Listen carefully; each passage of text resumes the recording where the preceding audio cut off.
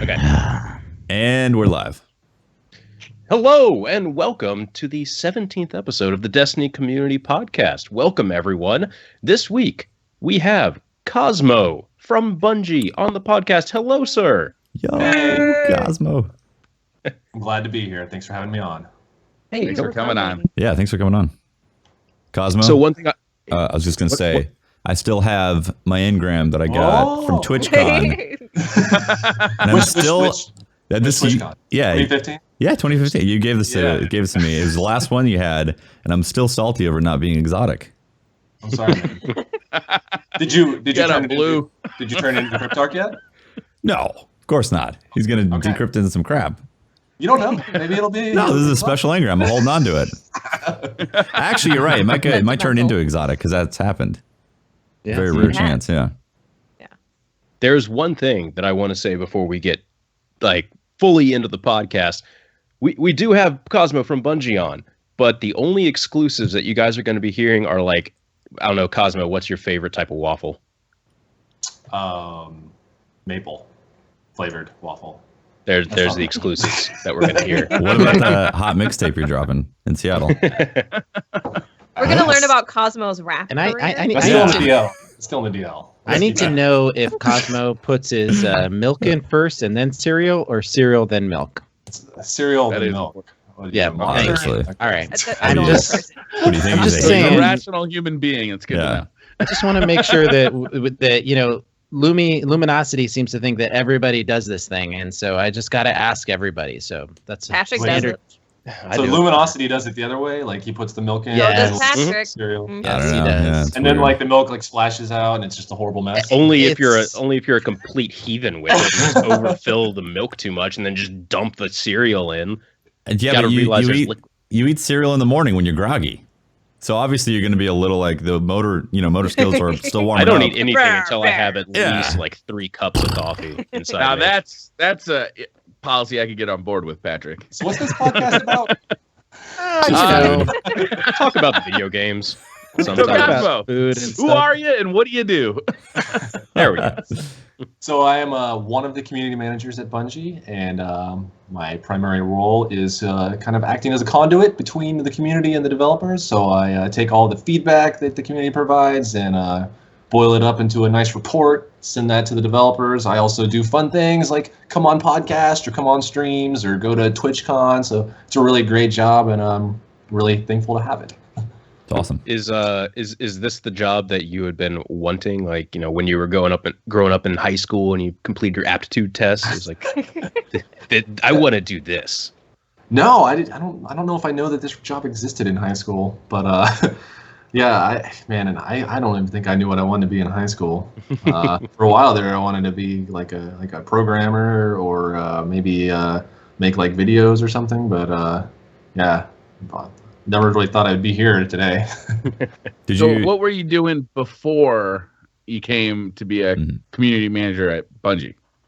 So before I was at Bungie, I was in Texas and I worked as a fire protection designer, which if you don't know what that means, it means that I did designs for construction for sprinkler systems. So not sprinkler systems that in golf courses or in your yard, but the ones that you probably don't notice above you that if the fire happens, then it puts it out. So Building lifesaver. sprinklers. Yeah. Lifesaver previously. Okay. Lifesaver. Good. I only had one building to have a fire, and it wasn't even in a place that the sprinkler system put it out. So the fire department had to hook up to my standpipe, but they still put the fire out. So I'm 1-0 against. But the sprinkler system that you put into the burning building did not actually put out the fire. Call it assist. It's an assist. if The anything. standpipe. That's an did. assist. Yeah. Yeah. I That's not a. That's not one of. The pipes. The pipes that were put in from the cup. The. We'll call it an assist. Yeah. I call that a team effort You right helped there. along the way. Yeah. All the credit goes to the fire department. Dallas fine. So did you? How did you get into gaming? Were you? Did you play video games before you started to work at Bungie? Is this Yes. What was your first video game that you got into? Probably Super Mario. I started Classic. off an early age, so I was on the NES. There's a picture of me that my mom took on my first day of kindergarten, where I was standing next to a screen where I'd beat this game. Was it Chippendales Rescue Rangers? Nice. I think I remember that. I guess, yeah, she subscribed me to like Nintendo Power, so they were doing a thing that you could like send in a picture of you beating a game. So like she sent it in. I don't think they ever ran it, but yeah. So I've been gaming since I was a kid. I was really big into Halo during high school, so played a lot of Halo, Halo 2. It's kind of how I started like kind of understand who Bungie was and like kind of how they really had a great relationship with their community. So that's kind of how I got into like gaming. So now I play all kinds of games, mostly first-person shooters, mostly Destiny these days. But yeah. What do you play like aside from Destiny? Because I know you're a community manager. You want to be playing Destiny a bunch, but what else do you play? Overwatch. I like Overwatch. I've been playing a game called Battle Royale, which is a mod of like Arma 3. So I play that a lot. Nice, yeah, nice. It's kind of a lot of fun. And then like I like really stupid games like that are like not stupid like stupid, but like stupid like fun stupid, like crazy party games. So I've been playing a lot of Gang Beasts, which I don't know if you guys know what it is, but that's hilarious. It's like one of my favorite like kind of serious games. Nice. So I guess I wanted to kind of take a step back because one of the biggest questions that we got from people that when we told them that you were coming on and they wanted to find out about not only you but also the process of potentially getting a job at Bungie and what that was like. There's a lot of rumors about how it's this arduous process and Bungie has this reputation for being a great place to work, but how did you get in touch with Bungie? How did you apply? Did you just did they call you up and say, Cozmo, we need you tomorrow, get your butt over here? Yeah. How did that work out? So, I mean, to kind of go back, like, I don't know if everybody knows that I, kind of how I got noticed was I made the subreddit, which is kind of somewhat popular within the community. So that's kind of how it got my name out there. And me and Deej, because of that, like we've been talking, because he came to the subreddit and posted, and we were in the same clan. So he kind of knew who he was, and he was like, hey, he sent me a message one day. I was like, hey, we're having this position open up, and since you're kind of running the subreddit, then you might be a good fit. So go ahead and apply. So I was like, yeah, that sounds good. So I applied, and that was kind of like the beginning of the process. That's really cool. Now, go ahead. I can go into like you want like the full like all the way through. Yeah, I want to know I'm interested in it, actually. I want to know like Well, also like what inspired you to make the subreddit? Obviously enjoying Destiny and so forth, but like what was the initial thought of like, oh, you know what, this is a perfect opportunity to make the subreddit? Like how did that happen? Because the subreddit is a lot bigger than just and I like how you kind of slipped in there that you're, I'm just, he's just, I'm the subreddit guy, and I'm in Deej's clan. Yeah, I know, like that subreddit is huge. So yeah, the subreddit is enormous. So first of all, like I created the subreddit, but I did not create the subreddit. As in, like there is a huge team that like handles a lot of it, and I don't even I don't have anything to do with it now since I got hired from Bungie. I have to pass it off to that team, and they do an amazing job, and they've kind of turned it into what it is today. Mm-hmm. But after like the reason why I went like to get it is to create the Destiny subreddit was because I knew that Bungie was everybody was waiting for them to announce what their next big project was. Like we knew that they weren't making Halo anymore, so everybody's kind of waiting. So I was also kind of waiting, and as soon as it kind of came out that the next big thing was Destiny, I was like, all right, well, I want to, I was really big into Reddit at the time, and I knew that Reddit was a great place for conversation, and it had like a really great platform for sharing information and sharing like videos and stories and connecting with other people. So I was like, well, this kind of goes like right into like what Bungie does with their community. So I thought that the two fit together. So I wanted to see if I could like help kind of nurture that and like create a great culture and a great environment. So that's kind of what my goal was with doing that. And then I didn't really know much on how to do like the CSS programming and like things to make like subreddit look nice. So I started like reaching out to people, and my staff kind of evolved and changed over the years. I was there for a while. Can I ask you a question? When did you actually start it? Like what was the date or so? It was vaguely remember December 2012. I think. Oh. 2012. Okay. Wow. Long time ago. It was a long. I mean, it was pretty. Yeah, it was pretty slow at the beginning. You know, there was just a bunch of people that would share the same article about, you know, the one article that came out that day about, you know, what Bungie was planning or doing, or, you know, maybe some concept art was out or something. And then it, you know, grew and grew. But when did you start picking on people or taking on people as like staff, you know? Yeah, I think it was several months in, because like for a while there, I just, you know, I had a subreddit and a name, and that was it. And there was a couple of people that would come by and, you know, like, hey, and there was actually, you know, there was other people that made subreddits too. Mm-hmm. And because like I think that's kind of how it is, you know, like when like a game or something gets announced, and, you know, a couple of different like subreddits will be created around it, and we'll just kind of, sometimes, you know, a couple of them are popular, sometimes, you know, one just kind of raises the top. So, but I think it was probably like 6 or 7 months in before I knew a guy that we were friends on Reddit, and he knew some CSS. I think he kind of did like the first like go to like get it up, and then eventually started hiring more people, and they started building robots, and you've kind of see like the Flare system they have today, and like the automation, and like they can post straight from Bungie and post it. So they do amazing things, and like those guys do a great job. That's great. Yeah, 'cause I remember when I was first looking for I was big on Reddit.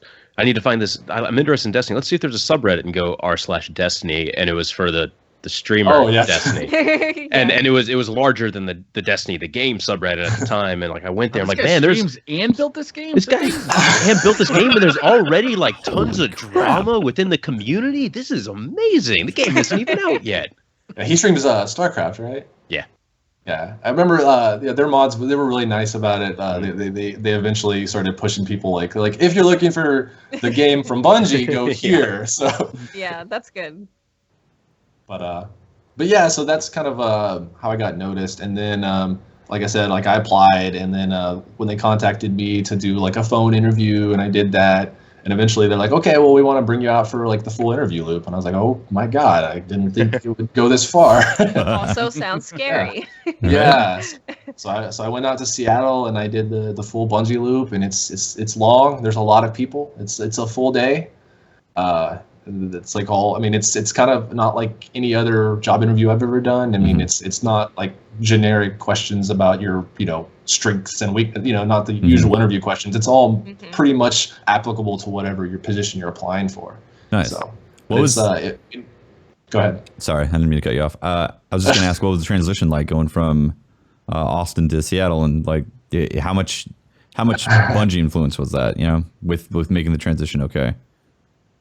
It was different, like as far as like just the move, like coming up here and living, and well, also, I mean, you're switching from a company. I'm sure the ecosystem, or not the ecosystem, but like the political culture. The culture. That's what I'm looking for. Yeah, I mean, it was different, but yeah, I mean, I had a couple of friends up here, and I think it was tougher on the wife. So I'm really glad that she came on this adventure with me, because she had lived in Dallas her whole life, and this was a little bit different. It's, you know, obviously different up here, but she's coming around. She's really enjoying it up here now, so it's been nice. Great. It's I mean, you've been up here. It's beautiful. Seattle's it's great. Yeah, great places to hike, and you know, it's like just a great nature. It's really cool up there. Cool. So once you started the interview process, like what's like the thing that you remember most about that interview process? Was there like one conversation you had that really sticks out in your memory? There was a bunch. I remember that they let you go to lunch, so you go to like, you know, you get like a lunch break, but it's not really a lunch break, because they're still like asking you things, and you're trying to like eat, and they'll still answer things about, you know, like how you would fit in the position, and they're trying to catch you off guard for lunch. Yeah, try to get you with your guard is down. But no, yeah. it was a long and tiring process, but it was a lot of fun too. So I really enjoyed it. You said it lasted in most of the day. Is that Yeah. right? And several people, did they announce themselves or introduce themselves when they came in? Did you recognize like different aspects of the company that they were in? What struck you as like odd? Were they all from like the same community side of things, or did you see a gamut? Who came in to interview you? I'm not gonna go in total details of like person by person, but it but yeah, it was definitely a bunch of different parts of the company, because Bungie takes like community very, very seriously. they know that it is kind of what's going to be pushing forward like everything about Bungie. So everybody, like all the stakeholders, kind of have a stake community because we're going to be communicating about all parts of the game, like all parts of the company. So there was a bunch of different teams that were there, like the Bungie.net team and the VizD team that kind of like makes all the cool like graphics and stuff you see. So there was a bunch of different people there to like kind of talk and see like if they thought I was going to be a good fit. Well, I guess it would be super important for, especially if you're working for the community and relaying anything from community to people who work there. It's important that you kind of fit into every section of people who make the game, right? Because you're going to be working with them just as much as the community when it comes to relaying information, trying to push the stuff from. Yeah, definitely. Is there any one moment in the interview that kind of has etched itself in your long-term memory? Man, it was a while ago, so I will say that I did get to speak with Pete, and that was really awesome. He's Pete Parsons. Yeah. So, such a good guy too. Yeah, getting to talk with him. I mean, kind of like about his time at Bungie and what to expect, and it was really great. That's great. What would you what would you say, like, if you were to sum up what it's like to work for Bungie? Because a lot of people like consider it's a dream job to be able to go help make a game that they love. I am one of those people. There you go. you're an example. What? How would you sum it up? Working for Bungie. What's it now that you've been there for? How long have you been there now? It's like 18 months or 19 months or something. Good year and a half. Yeah. So that's year and a half to 2. Yeah. So. Yeah. That's a so solid. You're no longer getting free lunches then. No more lunches. So what's it like working at Bungie?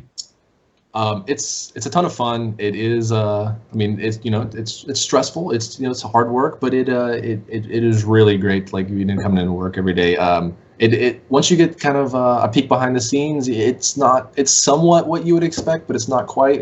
You really have to work here to like experience it. But yeah, it's a dream job. I'm thankful every day that I get to come in.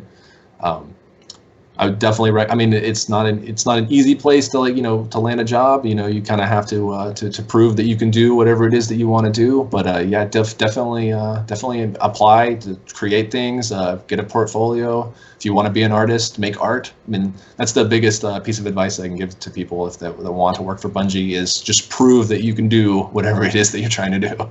Yeah. For sure. Yeah. Is there any projects you've been in there over a year now? Is there any projects that you've worked on that stand out, or that a moment that you've had over the last year that you won't forget? Yeah. The project that's going on right now, I'm really liking the Bungie Bounty Days. It's kind of something that I thought you were going to talk about Destiny too. Okay, never mind. Yeah, okay. Well. I was like, the entire internet went. Huh? The next something? No, we're working on Bungie Bounty Days right now, and who was up today? Lucky and Buttwipe were up today. They did a great job. We're going through the community schedule one by one right now, and then we're opening up after that. We're going to turn into a weekly event, so we can just keep rolling and keep people coming in. So one of you all might be up one of these weeks to come. Dibs. You know what? They don't want me to do a Bungie bounty because no one will get the emblem. Like I'll just destroy. I'll go in solo. Like solo queue. No, I know that. I know, but I don't want anybody on my team. I just want 1v6, bro. Just kidding. I suck. Oh God, I kind of want to bow out of the. I really want to bow out of the thing this weekend. Just oh my God, Cozmo, we've got the podcast showdown going on this weekend. Yeah, that's actually Saturday, and I do stuff like that. I talk a lot of trash, but I can't back it up at all. And so here's the thing. I love That's winning. What your friends are supposed to be for. Yeah. That's what your friends are there Brian. for. That's thank you. I'm very competitive. I love winning. But the one thing that I like more than winning is watching Pope lose. You're killing. Oh no. You got it. But winning. I'm with Pope you. Losing. I'm with you. The desire to sandbag is pretty strong, honestly. It's really strong this weekend. Pope, you go in there. We got your back. We'll be in there in a second. Yeah, oh man. Been practicing. I mean, the good news is if we get completely stomped, we can say, well, we just wanted to see Pope. We wanted to lose. watch. Yeah, So- that's gonna be our. There we go. Perfect. Yeah, I we need to can't collect lose. It's exactly impossible. 3 Pope tiers. So this is my opportunity. Yeah. So Bungie bounties, they've been great, Cosmo. That's really a fun thing to see, and it's really involving a lot of the community. I'm excited to see everybody get. There's so many. That's what this podcast is about. Is like interviewing the community members and bringing them on here, and seeing that same concept being reflected in the Bungie bounties is really cool. Yeah, it's something. That's really cool. Could we also Oh, sorry. So in regards to the Bungie bounties, like. There are a ton of emblems getting rewarded from that, right? Yeah. I don't know the numbers, but yeah. Yeah. I mean, you got to figure 2 hours worth, and every time it's been 5 to 6 emblems a game. So yeah. Yeah. I had to earn mine. I fought really hard to earn mine. Not this. And now everybody has Here one. we go. It's not even the same anymore. It's not even the same. It's like it used to be special, Cosmo. Just like anybody has one. Something that I don't think we touched upon. We talked about the history.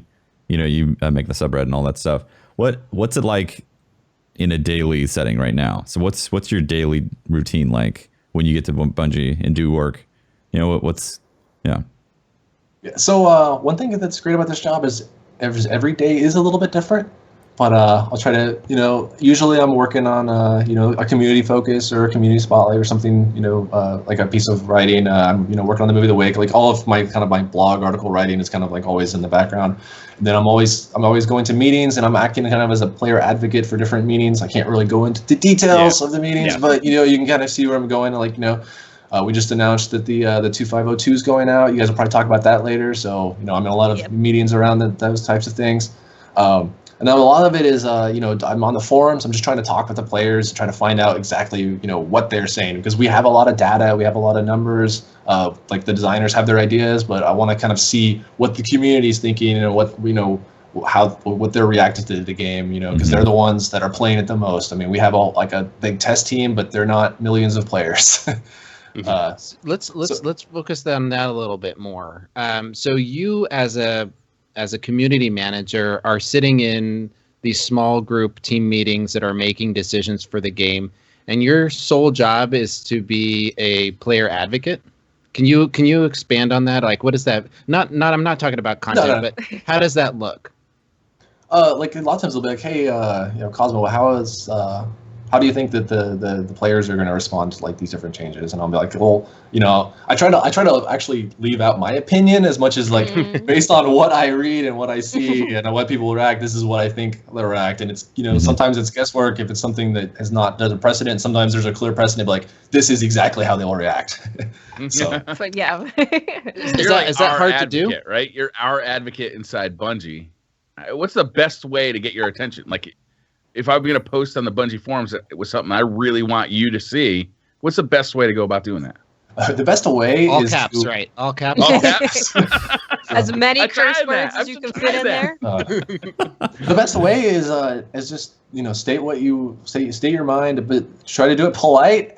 Like if you do a lot of insults and stuff, then it's harder to read. Like I'm not saying I ignore everything that has insults in it, but yeah, if you just kind of state your case and like provide solutions that you're like suggestions of what you think would be a solution to a problem, then that's something I can take to the team. Proper formatting within a post as well, like bullet points. Try to use sentences and not just one long one. I mean that helps too. But yeah, no. Whoa! Sentences. There's too many barriers. Grammar? Yeah, bullet points are definitely your friend. If you can narrow down your arguments into like concise facts and concise. So where are you pulling? When I hit the caps lock button on my keyboard, the period and the comma don't work. It's where rattle off where you go to get your metadata. Where are you pulling in? Obviously you've got the stuff coming from the stats behind the scenes, that data. But where are you going to go bring in this information? So I start with Bungie.net because that's kind of our home turf. So I pull a lot from the forums there. The feedback forum is probably the best place if you want to like really like get something that I'll see. Reddit's also good. I came from there, so I'll look on there. That they do a good job of organizing and ordering their information. So post it. They have like a whole suggestion and Bungie please list. Then I'm on Twitter a lot. So if you want to send me a tweet or a video. Sometimes if you have like shorter YouTube videos, like sometimes I can't rush the 23-minute long ones, but 23-minute dissertation about how to fix everything. Now that's got to be a fun part of your job is picking the movie of the week. Now you've got there is like a fire hose of content coming out. I spend a lot of time pulling, I love to see that kind of stuff. So I go to the Bungie Creations page all the time. What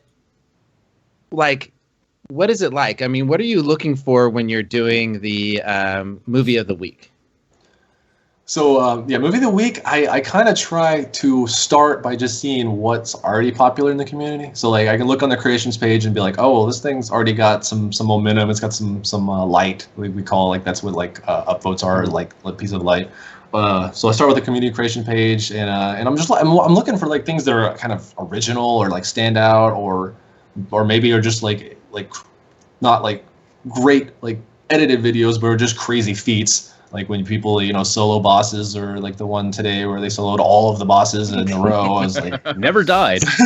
Never died. Yeah. It's pretty crazy. So yeah, like the community just continues to surprise us in ways that I never thought that they would, go through and solo all the bosses in a row without ever dying, Filthy warlocks. Filthy warlocks. Yeah, I mean, like, some of the, like, the dance videos are really well done, and it's like, we're starting to see some really cool, like, machinima type stuff. So yeah, it's really neat, like, what the community's able to put together.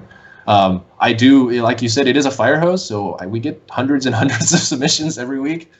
So don't get too discouraged if you don't, you don't win this week. We're going to be keeping doing it, and you'll keep having chances. Yeah. So, what do you play in the game? We all know, but what do you play? What do you play? Yeah, what do you play? Well, Patrick, I like all of the classes equally. No, you don't. You know for damn sure you don't. So fess up. Deej at least. Deej came out of the. No, Deej puts on his warlock dress. Bond. Dress. Dress. What do you put on in the morning? Yeah, I'm definitely a hunter through and through. Yeah. See, proper hunter deception. I liked it. I like it. I recently started playing a little bit of Titan. I like the Titan. Right. I still don't like playing warlocks. I don't know. Why is that? Good man. Good man. Any care to elaborate? Floaterson? I mean, come on. I think it's the jump. Is it? Jump. The glide. It's like, What? Yeah. What is? But props to anybody that plays them. Yeah, good for you. Enjoy those melees, right? I love being invisible. I mean, it's Yeah, you have that's a very more specific. we've all played with you a bunch, and you have a very specific play style. Can you please elaborate on that? Would you say you're a upfront kind of guy, or are you sort of a flanking ninja sneaky, shoot you in the back kind of guy? Yeah. Definitely the ninja sneaky. Like, just being off radar when you're invisible is so good. It's very underrated. Is that why our artist Ash drew you with Shinobu's bow on? I think so. That was a great drawing. I really like that. Yeah, she's fantastic. I put it on my Facebook, and my mom liked it. So Nice. That's Step one. ultimate seal. The mom seal. Yeah. Good. Certification. What's your loadout when you go in the Crucible? Like, what's your favorite? It varies. I do like the meta right now with the blade dancer Shinobus, all those skips everywhere chasing you down. For days. Mm-hmm. Now, can I put in a petition? Where should I write? So I'm gonna do it. I'm gonna do it on the Bungie forums, like you said. Okay. But I'm just articulating it. Can I request a formal request for the skip grenade to be changed? its name to be changed. Just Okay. the name. Can we call it Death-Seeking Star Balls of Hell? No? I mean, don't know. It's too many words. Rated T for teen. I mean, let's. Okay, Death-Seeking Star Clusters. Heck balls. Heck clusters. Yeah, I don't think I they're think Pope just skipping doesn't know how to anything. run away from him. That's all. I'll Are you definitely. kidding? They chase you for like They do 20 You minutes. just got to run, man. You just got to jog it out. Just keep swimming. Yeah. All right, that's my rant. I'll make sure to put it into articulate sentences and place it on the forums. Yeah. There you You go. could write an actual letter. That might be. Write it up. I'll pass it along to the developers. Yeah, he might. you. However, he is using Shinobu's vow. So It He might said he end would up be in the neutral, Tefty. He said he would said be he'll neutral. try, but sometimes you don't I realize. always remain neutral. I'm not just like throwing away all of these requests and blade answers or anything. Hey, if you ever wondered why hunters never get nerfed, you're looking at the guy. They never make the table. They just get shredded. Pope has before a they different ever arrangement on the reach- screen. That's why. Yeah, You pointed to really? nobody. I really did, didn't I? Yeah. That's the great. guy. That is the guy. That's the guy. The guy right there. All right. What's your Okay, so? forget But aside from class, like, what do you bring in? Like, are you a last word? Are you scout rifle? Like, Yeah, it's a little bit. or you everything don't right use now. primaries? Is that what it is? I'm using a lot of IS Luna. I wrote the palindrome. I like a lot of the hand cannons. I also like Mida still. It's still a great scout. I've been using a lot of remote, universal remote because I think it's hilarious. I really like chaperone because I also think it's kind of like universal remote and it's hilarious. Chaperone's great. Yeah. And then what is the trials sniper though? Winged Brain. word. Winged Word, yeah, really like that sniper. Yeah, that one's beautiful. There's gorgeous It is art gorgeous. on that. Yeah. I love the glowy effect on all the trials weapons. Yeah. When you look down the Yeah. scopes. As soon as I got that sniper rifle, across the board for trials this time around. yeah. As soon as I got that So sniper much rifle, gear. I had no interest in any other sniper rifle. I was Yeah. like, oh, I got another LDR. Oh well. It's my new sniper rifle. I'll still go back to that longbow. It's Longbows are fantastic. Longbows And are really great. I do have a question for you, Cosmo. I've noticed that you've in some of the community Twitch streams you play PvP and you're higher up on the leaderboards, maybe even leading the leaderboard sometimes. Are there others like you at Bungie that know how to play the Crucible? Or are you the only person at Bungie that can slay? No. There are quite a few people that are better than me. Yeah, a couple of testers, There's some engineers. There's some really good players at Bungie. I'd say that I'm up there, but yeah, there's definitely people better than me, and a lot of people that are really good. So Yeah, see, Nice. because you can understand, we only have really two examples right now of Bungie, prowess, Performance? and so yeah. So I Whoa, was whoa, just- whoa. We also have What? Urk. Urk holds his own in the Crucible. Urk's pretty good. Yeah, Urk's pretty I good. I don't know, man. Like, What? No comment. Whoa! I'm saying it right now, Urk 1v1 me, bro. Oh Lord. You know what? Every Urk is time. famous for? Urk is Having a red famous beard? for his PVE montage skills. When we play the raid weekly, and he'll call out like PVE montage call outs on like Fallen Thrall. He's like headshot triple. Oh, it's a It's great. Sounds like Urk. yeah, it's Urk. Yeah. Yeah. Yeah, it's Urk. Cosmo, So, are you the one who controls Zer's loot? No, Damn. it's not me. I thought we had it this week, guys. I thought we were gonna have an We in. tried. We tried. It's a super secret dude at Bungie who sits in his own room in the dark, so no one can find him and manipulate him. This is one job. Yeah, we can never find him. Yeah, I actually do have a question for you that might be a little harder to answer. So you can feel free to dodge if you want. But now that you work at, now that you work for Bungie and you're a part of the team and all that, and you obviously before you played the game a lot, and now you're playing the game still for your job and so on and so forth.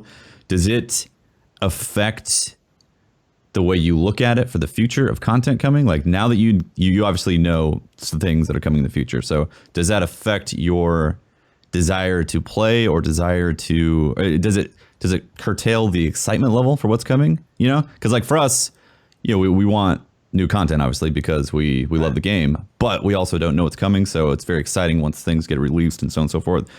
Has it affected your feeling of the game at all now that you can kind of have like a glass ball in a way that tells you things that are coming? So obviously I, hear some things before you guys do. So maybe my excitement is right then when I like hear about things. Mm-hmm. But I find it extremely exciting when the community gets to hear about it. Cause I've been like, waiting to tell people for a long time. And then it's like, finally here's the day and you get to go on like Twitter and BNet and see everybody like reacting. And that's, I mean, that's always, one of the, the best days to work at Bungie is when we get to, tell you about the new stuff. Private matches was like huge. Like that was. How do you hold on to these? Because you play with clan members and the community, and it's just got to be burning inside of you to just say, "All right, guys, this is what's gonna happen." The one thing you're complaining about. Oh God. I can't wait to tell you. Yeah, I mean it's hard sometimes, but I just look at that everybody like loves this game. They're super excited about it. That's why that they ask us the hard questions. And that's why that they they send us the feedback and want to know more. So yeah, I mean sometimes it's tough to be like I kind of know exactly what's happening, but you'll know soon. Mm-hmm. Have you ever had a moment like that where? You were listening to like a really good bitch session about something that you knew was about to get changed or fixed. Like you just said it, private matches, man. I mean, private matches was that moment? Up until the day before, I was in Twitch chats and people would just like private matches, ? Exclamation point. So I guess one of the questions were driving back to that idea of for everybody out there that dreams of working in the video game industry or even working at Bungie, if you could issue one ominous warning to upstarts looking to kind of make their way into the industry and maybe even take your job, find a job at Bungie and challenge you for that position, what would that be? If you're wanting to be a community manager, you just have or just a job in general at any video games in general. Okay, I'd say that I guess.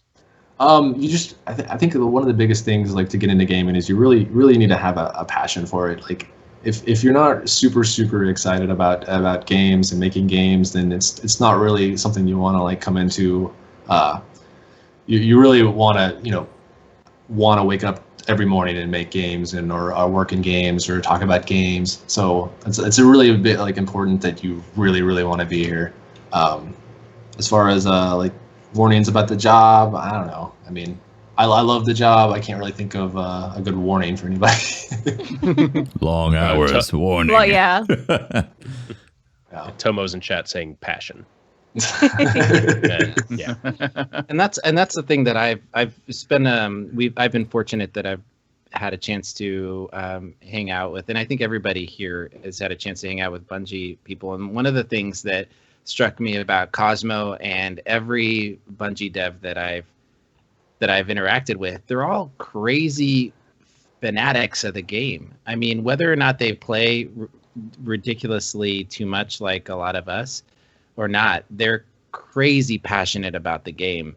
And it's so obvious in those conversations. And it takes a special kind of person that can take all this passion and excitement and sometimes overzealous, way of expressing that passion that the community has and directing it and channeling it in a special way that the developers and artists and all these different people can utilize it. So, speaking for myself, I just wanted to say thank you very much for the work that you do, because I can only imagine how difficult it is to synthesize all this information and then put it in a presentable way. So I truly appreciate your work. Yep. Absolutely. Yeah, everybody I work with at Bungie, I mean, you can just see it in their eyes when they talk about what they do. They love this game. They love making it. They play it. I mean, a lot of people make jokes like Bungie doesn't play their games. Like, yes, they do. I mean, like some of them play it like crazy amounts, like some of you guys. Yeah. What was it like? We can see it in the game, like Yeah. we've asked for things and we've gotten them in the game. We talked about private matches, sparrow racing. Even when we got Rise of Iron, we found out there was that path that goes up the mountain at the temple. Yeah. Like this is exactly, as soon as we got to the tower, we started jumping around trying to find all these things. And then in the next social space you gave us, like now there's a path, there's a thing to jump up and do. Like you saw what we did and you gave us a way to do it. Like you can clearly tell you watch how we play and you respond to it. And it's been, we appreciate that. We're definitely always listening. I mean, some people, say that we won't put everything in the game that they want, and it's not like possible to get every single thing. But we try to get as much as we can, and we try to listen to what the community's saying. And it's always great when we have an idea that the community was really asking for, and we get to say, hey, yeah, it's going in. Yeah. Mhm. Yeah. So, Patrick, we were talking about transitioning. This is now a transition, everyone. I am announcing a transition time. Cozmo, thank you so much for coming. Yeah, thank you, Cozmo. We want to get into some of the stuff about the weekly update, and it's going to be a little bit easier if You don't have to dance around what's happening. Yeah. But that's fine. I think As from much as all we'd love to. content creators, like YouTubers, streamers, whatever, I think we can all say we appreciate you so much, Cozmo, because anytime there's an event, anytime there's like a charity thing, you're pretty much always there. You're the go-to guy that comes in from Bungie and that's always there. So we really do appreciate what you do.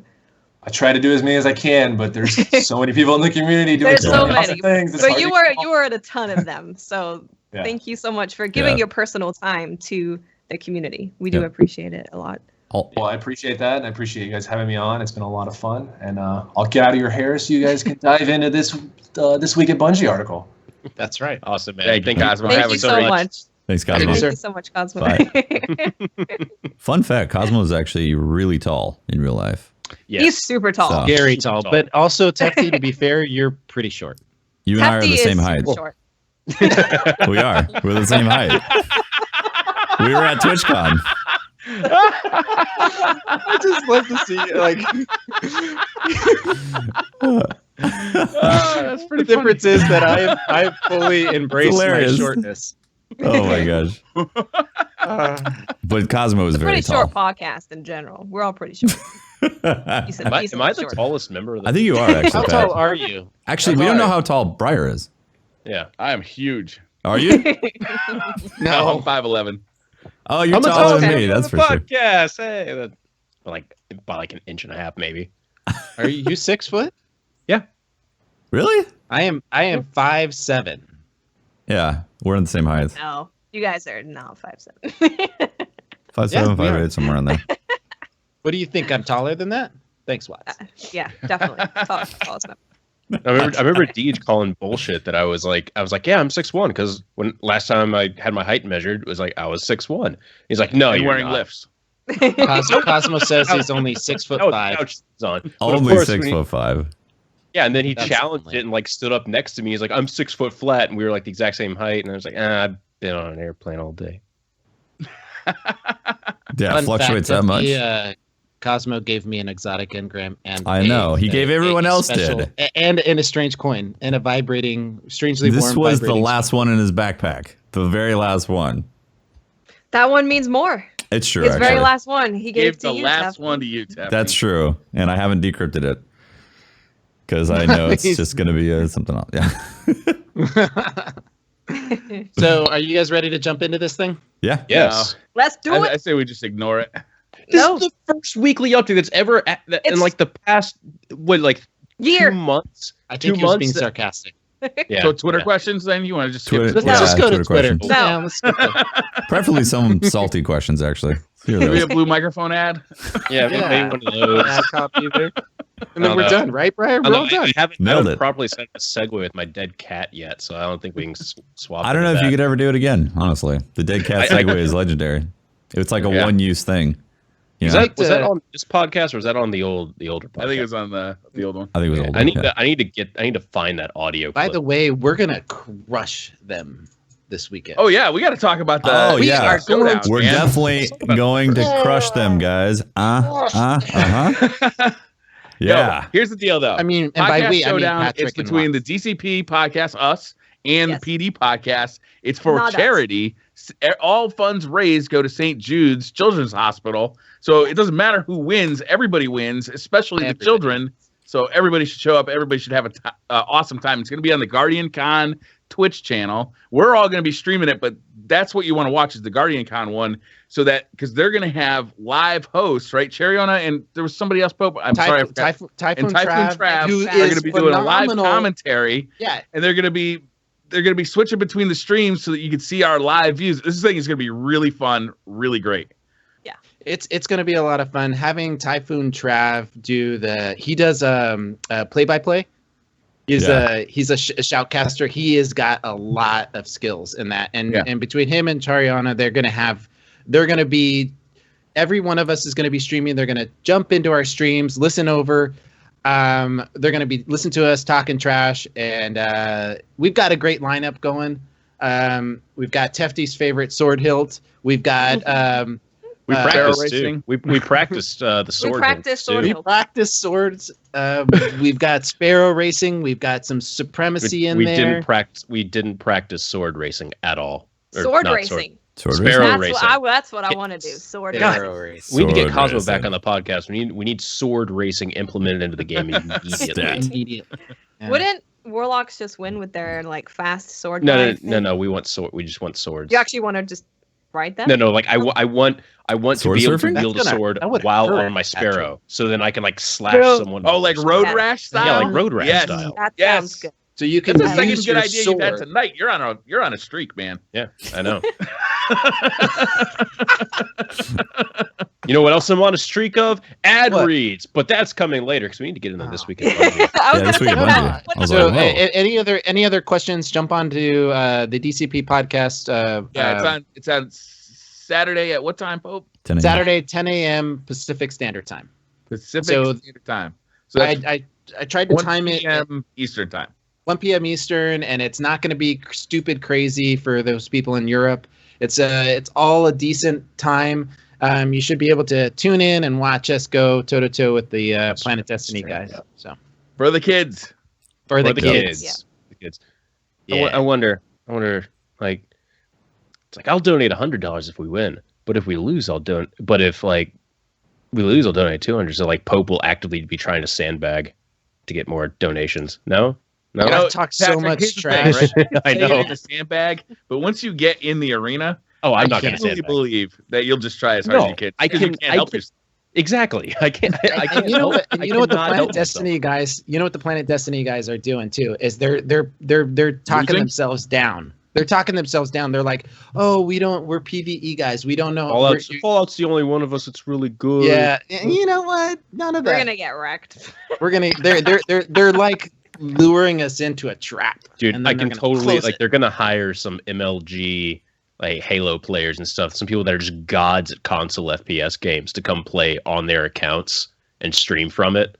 Oh, so they're going to have like the picture of them, but their hands are going to be somebody else. You saw what Funhouse did to Achievement Hunter, right? Where they got Cloud9 to come in and play on their Overwatch accounts against Achievement Hunter. Oh my gosh. Yeah, that was great. Anyway. It's going to be this weekend. If you're listening to the podcast, it might be happening right now over on twitch.tv/ what? GuardianCon? GuardianCon. Yep. GuardianCon. Go there. That will be the main page. It'll also have all the donation info there. So hoping to raise some money for a very, very good cause. Now, we have the This Week at Bungie from this week. There's one other event we need to talk about. What? There's one other event we need to talk about. It's not time for the ad read. No, it's not the ad read. Jeez, you guys. Anyway, it's a Crucible Radio has got a really cool event coming up February 2nd. you guys should sign up. I just want you to go to your to Twitter, look up Crucible Radio, Kel's Angels Classic.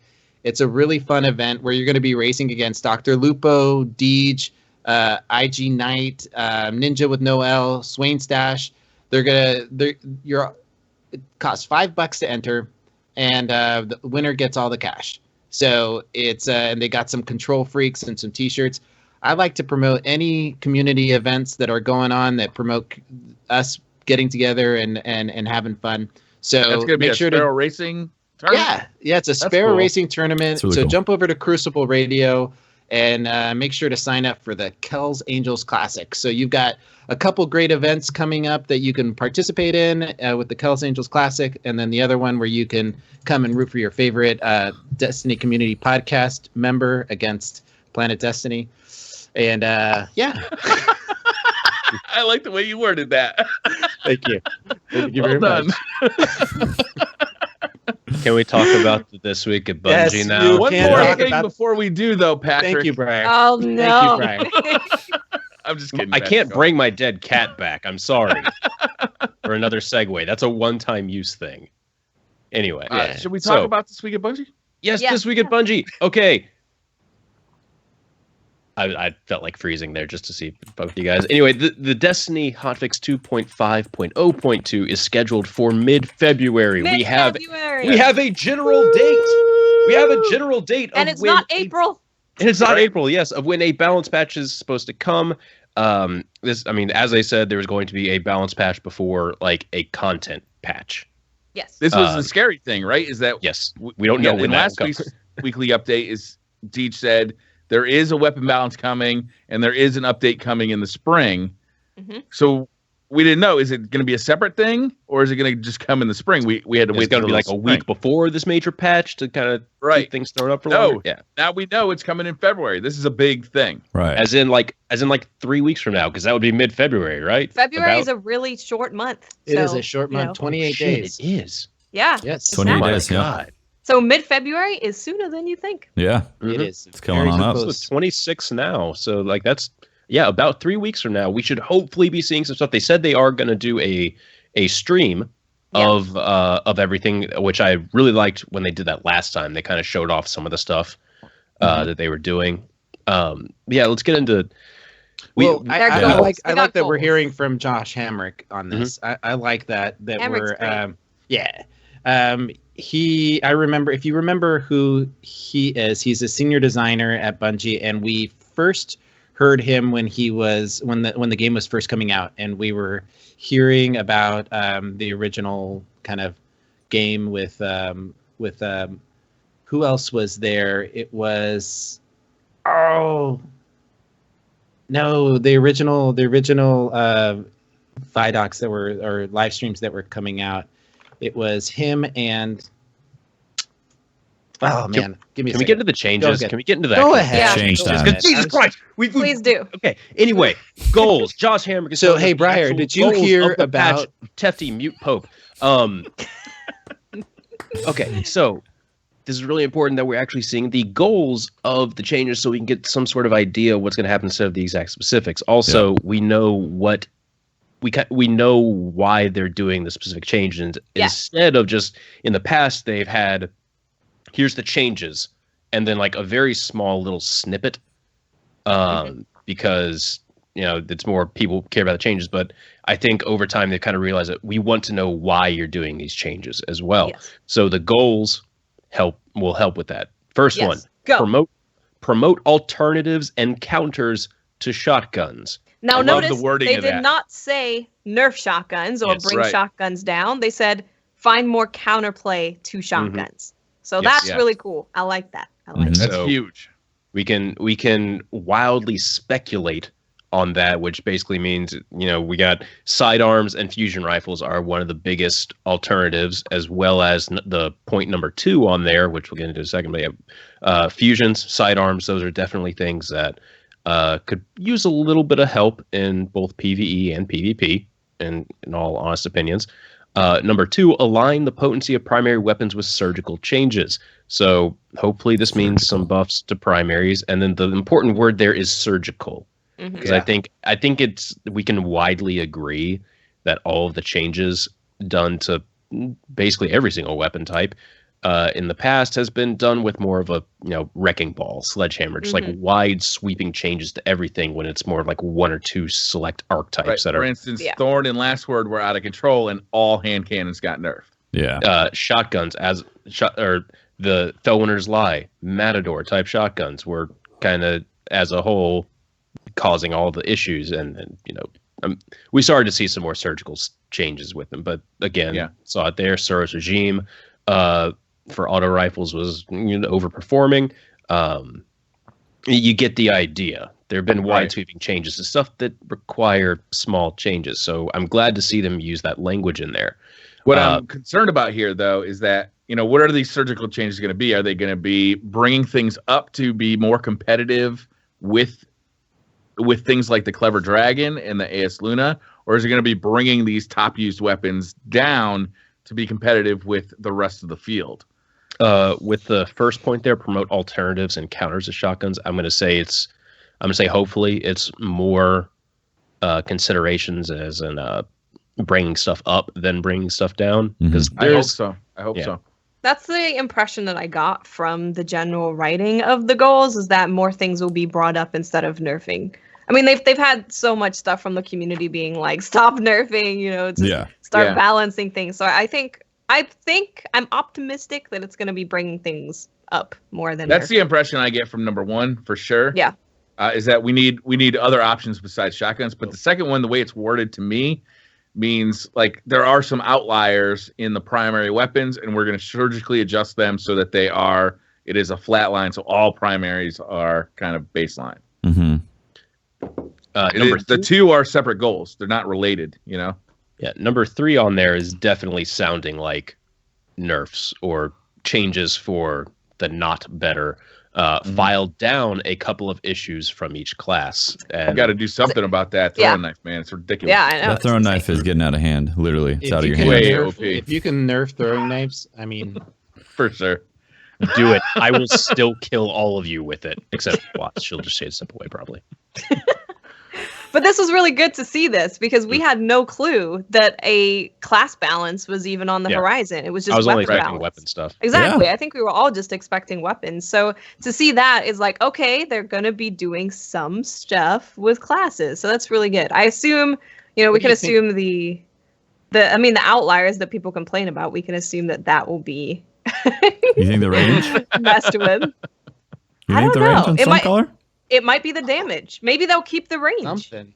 Maybe they'll keep the range so that you have super long range melee, but you don't do nearly as much damage as everyone else. It has like range fall off. Maybe Juggernaut Shield is going to not stop an infinite amount of damage.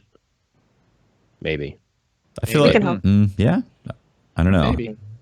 I feel like it would be a big change in the code to make it penetrate. Maybe. The things that that are on the top of the list that just jump out to me is some things with Stormcallers,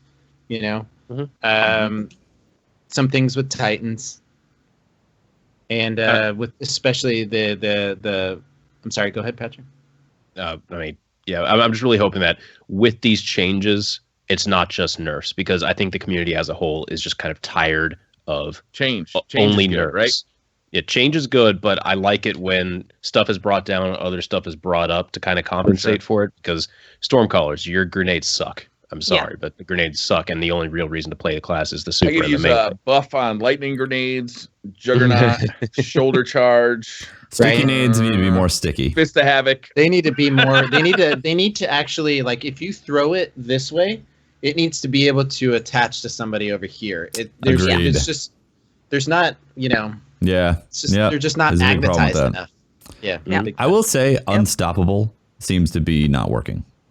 It's honestly just a shitty perk, because it's only used during the 0.3 seconds that you are in the smash animation. But that's what I'm saying. It's not working. And with the latency of the game, you get killed before it on their screen, you get killed.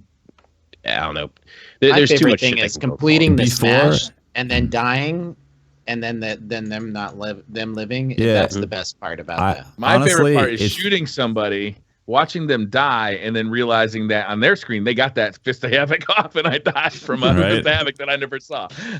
Yeah. Honestly, it seems like there's something bugged with it, that you don't actually get a bigger health pool when you're in Fist of Havoc. Like, I've noticed it and taken note on multiple occasions where I've been taking out a fist in the same amount of time as any other non-spec for Unstoppable. So I personally would like to have them look at that and maybe buff that, because otherwise there's no use aside from the higher armor. We are talking. Go ahead, Patrick. I would like sticky grenades to get normalized across the board, because it's very odd that they all do different damage. It's very, very odd. Like, I can understand why the defender one would do like a little more damage, because it pulses. It pulses. So it's like, okay, I get that. But why does the Arc Blade one not even kill a max armor target? Because it doesn't do enough damage. Because on each subclass, my guess is on each subclass you got to balance the grenade, if it's sticky or not, with the rest of the subclass. So maybe, depending on the power of other parts of that subclass, maybe the grenade's a little weaker. Yeah, but I don't know. I just feel like it's a sticky grenade. If you stick someone, they should die 100% unless they have an overshield on, not just armor. That's bigger design. I would agree with you if they didn't track. Yeah, they're a little bit closer to sticky grenades from Halo. Oh, you had to actually aim them? What? That's crazy. Right, you had to lead your target? No way. They've already set a precedent, though. The only sticky grenade that didn't require any sort of aim assist was got unstickied. Yeah, because that was. I don't even understand that. I don't even understand it. I'm pretty sure Cozmo was behind that one. I mean, if you have the wherewithal to stick trip mines just should not. I mean, nerf one side or the other, but not both sides. It just made it. Unicorning somebody with a sticky mine or a trip mine? No way. It was great watching that thing go like. No. So awesome, and they're trying to shake it off. Shake it off. So number 4, fix some issues with a sampler platter of exotics. Wait. Okay. Class. More stuff about class. So we're talking about what needs to be nerfed, but what class would you want to see brought up that we don't see being played? And one of the things that I've always thought is really interesting is the support classes amongst the players. The Sunsinger or the support Sunsinger is very rarely used or needs to be brought up in how it is used in PvP and in PvE. I think it could be given more love. Yeah, it's one of the. I'd be happy if I never saw a Sunsinger for the rest of my life in PvP. Yeah.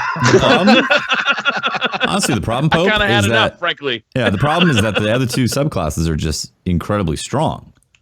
Well, if you popped your super, if you chose to pop your super, not as a res, but if you chose to pop it around your teammates and they got a significant boost to their abilities. You mean like Song of Flame? I know what it is, but it doesn't work the way it should. I'm saying it needs to be more powerful. That's possible. If you chose to not use a offensive perk, but think about it. You're playing Trials, and your team is that they have you're on a 4/4 card, and a 4/4 your match. The person who wins this, you've got one teammate. They have a super. You choose to pop your super as a defensive and help your teammates gain their abilities back. You should be rewarded for that support. Well, you did. Player. They got their abilities back. But it doesn't work that well, Patrick. But they get their abilities back. It sucks. It doesn't work well enough. Maybe because that ability is not for PvP. Maybe that's a very good PvE ability. When you need the idea behind the classes is that you should be able to use them in every aspect of the game, right? Yes, but not every perk is going to be good in every aspect of the game because of the nature of each game mode. I know, but it's a support class is not utilized enough. Everything in Destiny right now is an attack. If it's not a fast time to kill, I would like to see more love given to support players in PvP. The guy that's sitting I on hear you, Pope, and I agree with you. I think the problem with your argument is you're using Sunsingers who just did so much damage with their Firebolt Thorn last year that nobody has any sympathy for them. I know. It's the wrong class. I think it's also that you're requesting a really tall order for an update that it's not going to be able to get fixed from just buffing that slightly. It's the fundamentals of the game don't support those support classes in PvP in the way that you want. I don't know. They could, right? We have was it Gellian's artifact that gives everybody their supers? Scories, sorry. We bitch about it enough though. Streaming. Yeah. Well, anyway, it's fine. It's fine. I just thought that I would love to see. I think there's a whole lot of PvP players that are the selfless guys that, and girls that love to help their teammates out. They would be the one in Battlefield running around dropping the ammo boxes and the med kits and are all excited about repairing that. Well, I mean, that's a different PvP experience. Yeah, that's stuff like that just doesn't really exist. But you can the game zone would be more dynamic if it allowed it. Yeah, but there isn't anything in there. They have to fundamentally change the game. No, there is. It's in there. It's in there. It's in there. Every super spawns orbs.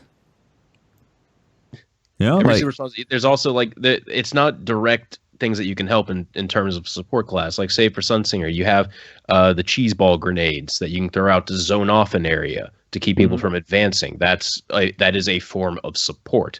That's why Mei is a defensive character in Overwatch. She can zone off areas, keep people from moving.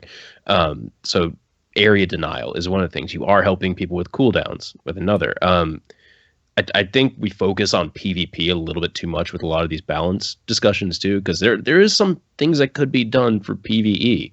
Yeah. Like think about, defenders have a very defined role, a very simple role in PvE. Well, not simple, but very easy. You understand what we do. Pop bubble, people get buffs, cool.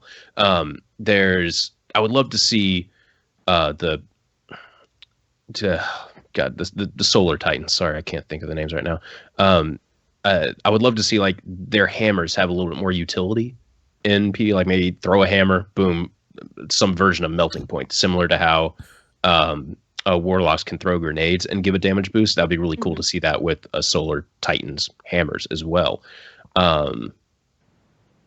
Yeah. Yeah. So I mean, there's other stuff that definitely. I just wanted to mix it up and throw it around in everybody's mind. I feel like I would love to see that, but if this is not something we see until another game, then it's something that is a very tall order because it fundamentally changes the nature of the game. It's not that big a difference than what we have now. It's just changing the effects a little bit. I think it's more than effects. Personally, I mean, also this is a hot patch. This isn't really a patch. It's going to be the smaller things, like just little tweaks for subclasses, I think. So it's like, hey, I heard you guys really don't like this thing, so we're gonna adjust it. Yeah, exactly. Which is the fourth point is fix some issues with sampler platter of exotics, which platter. That's an interesting number to try to figure out. A platter doesn't a platter? How many appetizers does a sampler platter have? Like 5? A sampler is like, hey, you're interested in buying this product? Maybe you should try 4 or 5 of the things that might be on this big platter. I was saying it's like you look at the appetizer list at Chili's and you see that you could buy just mozzarella sticks or chicken wings or whatever, or you could buy the sampler that has like five different appetizers on one plate. That's true. That's a thing too. Yeah. I'm thinking 5. We'll say what 5. And this is not like fixing the way they word this, fix some issues with a sampler platter of exotics. It doesn't mean like buff and nerf some exotics, I think. So like fix some issues with the sampler platter of exotics. What exotics are currently in need of fixing, as in something is broken? Astrocyte verse, because it doesn't do anything. Yeah, it literally does nothing. It literally does nothing, as far as I can tell. Anything else out there? Nobu's Vow. Shinobu's Vow needs a buff. It needs to have 3 grenades. Obsidian, Do you think he's talking about all weapons? Are we weapons or armor or both? Weapons or armor. Yeah, it could be either. I don't know. Every time I think I might know what's going on in one of these, I'm always shocked by what they do. What if we find out that I will be shocked again? Revert Universal Remote back to where it was. It's gonna be No Land Beyond. Yeah, No Land Beyond will have so. more flinch. I really feel like we'll see that. And what about the Titan chest now? The Twilight Garrison allows you. Twilight Garrison will now be, you're allowed to use a shader on it. That'd be I'd actually be pretty excited about that. That would be really good. I could just see it now. They're gonna be like, we're making No Land Beyond have the same flinch as every other sniper. We're like, that makes sense in the game. Yeah, sucks for anybody who likes using No Land Beyond. Yeah, it's a tough sell. I think it should have a couple changes in it. That it should have more flinch, but also it should not have a reticle or a lens flare on it. Just where's that flare coming from? I don't know. Pros and cons of it. There's no lens. There's no lens, but this is a complete game balance decision. You need to know that there is a weapon that is capable of completely wrecking your face that is down scope from you. Maybe that's what makes it exotic, and you increase the flinch. They're like, hey, well, at least they can't tell I'm sniping. Hey. I mean, you don't run out of ammo too, so that's my. Yeah, you got a sniper rifle as a primary. That's the exotic part of it. Yeah. All right, whatever. I'm looking at all my exotics right now, just seeing what could possibly. Those are the only two that really kind of stand out to me. I think the armamentarium should give you 3 grenades. It's a lot of grenades. Clearly, that's something that's definitely needed, right, Brian? Yeah, and up the rate at which you earn grenade energy as well. It gives you 3 grenades, but at a cost of it's going to throw one of the 3 random grenades that you have as your subclass. You never know which one it's going to be. Yeah, party nades. That sounds awesome. I would actually use that. I would totally use that. That'd be pretty Sometimes fun. when you throw 1, it throws 2 or all 3. Yeah, that would be pretty fun. That'd be a fun. Sometimes they just fall off your vest and you're standing on it. Yeah, they stick to you. You're like, oh. Do you think like increasing the range on Chaperone would be a change? That would be on that because like with headshots. Yeah, with headshots. Like I feel like that's getting into more of the the balance changes, not just fixing changes. Yeah. Anybody says anything about increasing range on shotguns, I am not on board. I don't care which shotgun it is. Chaperone is technically the longest range shotgun in the game right now. But still. What about increasing the damage buff that Young Wolf's Howl gives? Because it's laughably bad. Yeah. Or doing that, or at least reducing the amount of ammunition it uses up. One of the two. Yeah, it would be nice to use that weapon because it's so cool. And I love it. It literally describes us. It's a cool. What's cool the exotic. no time? What's the no time to explain? The muzzle flash on No Time to Explain. Whoever said that in chat, thank you. Yeah, that's a good option. That down. They did that with Bad Juju. They reduced the amount of kind of graphical effects at the end of the barrel to make the weapon more usable. Yeah, more That's usable. always been my problem with that weapon too. Is it just you can't see your target once you start. Yeah. Yep. Let's see. I don't see enough of the exotic snipers being used. Black Spindle gets used in PvE because it's a god. It's just still godly there. Icebreaker has never really recovered from all the nerfs it got from PvP. True. Hereafter is I still use it from time to time and I love it. It's a cool weapon. It makes a cool sound, and the effect that it has on the people around the person you just shot is useful. Yeah. Oh, it's not a particularly good handling sniper. Mm-hmm. How do you increase that one being used? Make the effect larger. No. Hereafter, make it have an immediate blinding effect on it when you kill someone instead of the bloom. Yeah. It's a very slow blink effect, and it works great in PvE, but in PvP it sees 0 play because it takes so long for that to actually work. It sounds so cool though. I know. I like one of the coolest snipers. I like mission. I don't think it should be only headshots. Personally, I mean, I understand headshots give you. Yeah, that might be a little much. That'd be so funny. You just run around body shotting everyone. Boom. Yeah, just body shotting people. That sounds blinding. fun. Let's do that. Body shots. There's also shots. Zen Meteor, which it's so cool. It's such a cool gun, but I feel like Dado put a video out about it a while, and he kind of perfectly said it. There's just no reason to use it. Yeah, there is. Trying to get that fourth shot off in PvP, man. Yeah, after you do that, that is super fun reason. I've never gotten to actually use explosive rounds, shooting somebody, body shotting somebody who runs around a corner and then shooting the ground next to him to kill him. Another great reason to use it. That's fun, but you can also get that on a legendary. Yeah, I know, but it's already on this one. How about they buff Zen Meteor and Jade Rabbit? Sorry, Jade Rabbit. That's a bad joke. How would you? That was meant to be a joke towards Xbox player base. Okay. Right. Got it. Sorry, bad It would joke. be nice if they brought the Hawkmoon back, at least to be more popular, Thorn a little and more Hawkmoon powerful, need just their because. range. Yes. Yeah, just give it a little more range. Yeah, Please do. It's sad. It's a sad story what they did to the Hawkmoon, and sad. Xbox players never got a chance to use it when it was good. yeah. And we don't even need it to be back to that point, right? Where you're No. just mapping people with two-shotting Yeah. them. But just Give make it the range of like an usable, Imago loop. reliable. Yeah, make it reliable. It would be so fun to use those weapons and not feel like I am crippling myself intensely. Yeah. The baby Hawk But Moon. nerf Thorn again, because that'd be good. Just keep nerfing Thorn. It hasn't been hurt enough. Yeah. It needs Yes, Just keep doing agreed. it. Hurt Yeah. it more. dig it up from its grave, beat it up, slap its face around a little bit, and then You put it back. make Oh it my so that gosh. every time the user shoots Thorn, they get hurt. Mm-hmm. Agreed. It's like some sort of self-flagellation, you know. They punish themselves for using the gun. Yeah. Do we get through that whole list on the? No, on the- there's one No, more. there's one more. I think we went through it too quickly. I think we have a lot more. To talk I don't think we did. I think we spent a good amount of time on it. You know what? Number All right. 5, supporting adjustments to special ammunition. So that's really interesting. That's So kind they're of gonna vague. change up the. I think they're gonna just adjust the box timers and all that, and the amount that you get Just the again. economy. Mm-hmm. Okay. Yeah. What if they make it to be like heavy, where special spawns once per game, right in the middle? Nope. You gotta fight for it.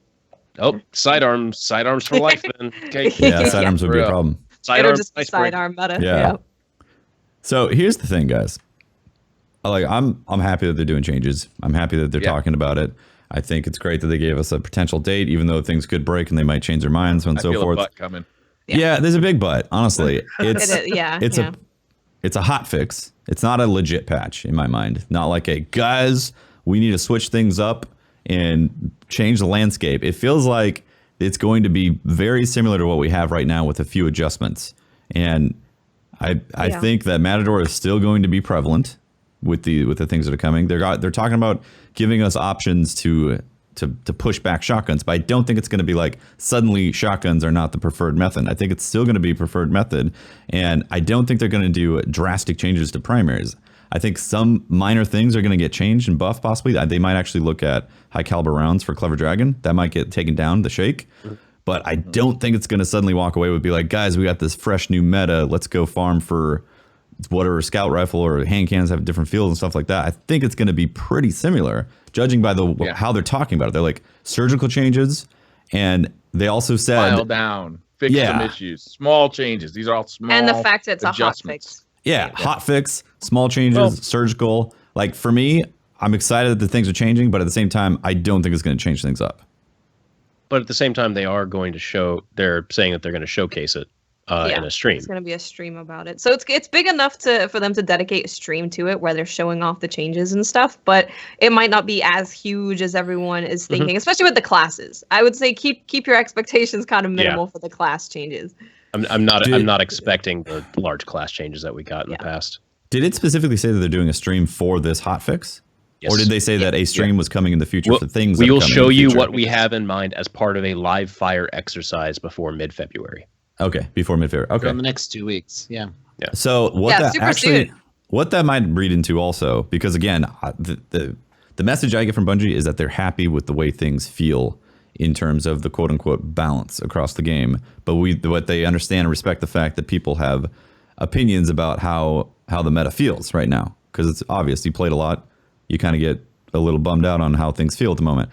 So I think it could be more along the lines of maybe there are like the special economy and the super changes or the class subclass changes are possibly going to be more highlights and maybe some more fixes to exotics, but the overall meta itself isn't going to adjust that much. Just a few tweaks and adjustments.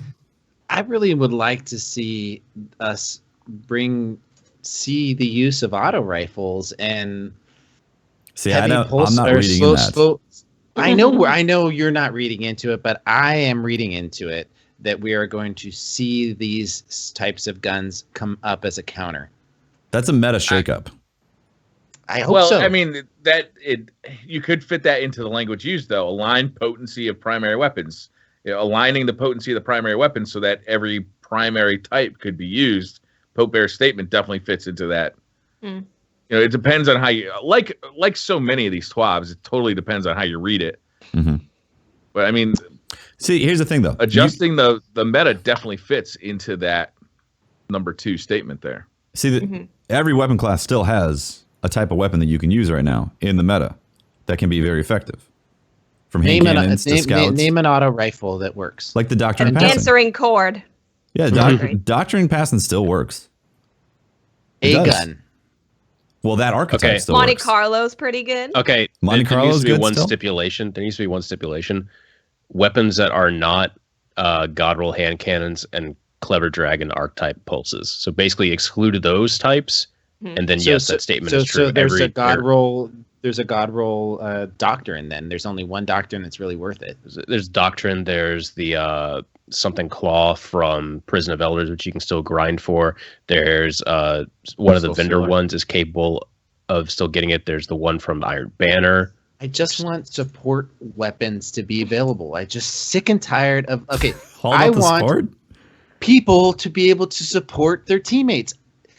So there's 2 types of gunplay and I feel like the sweaty players keep getting the main stage on this. There is single fire, heavy damage, precise weapon play. Congratulations, you're good at shooting shit. Good for you. Pin a medal on your chest and a rose on your nose, and you're special at the game. Good for you. You can call yourself, best at whatever you fucking do. Okay, great.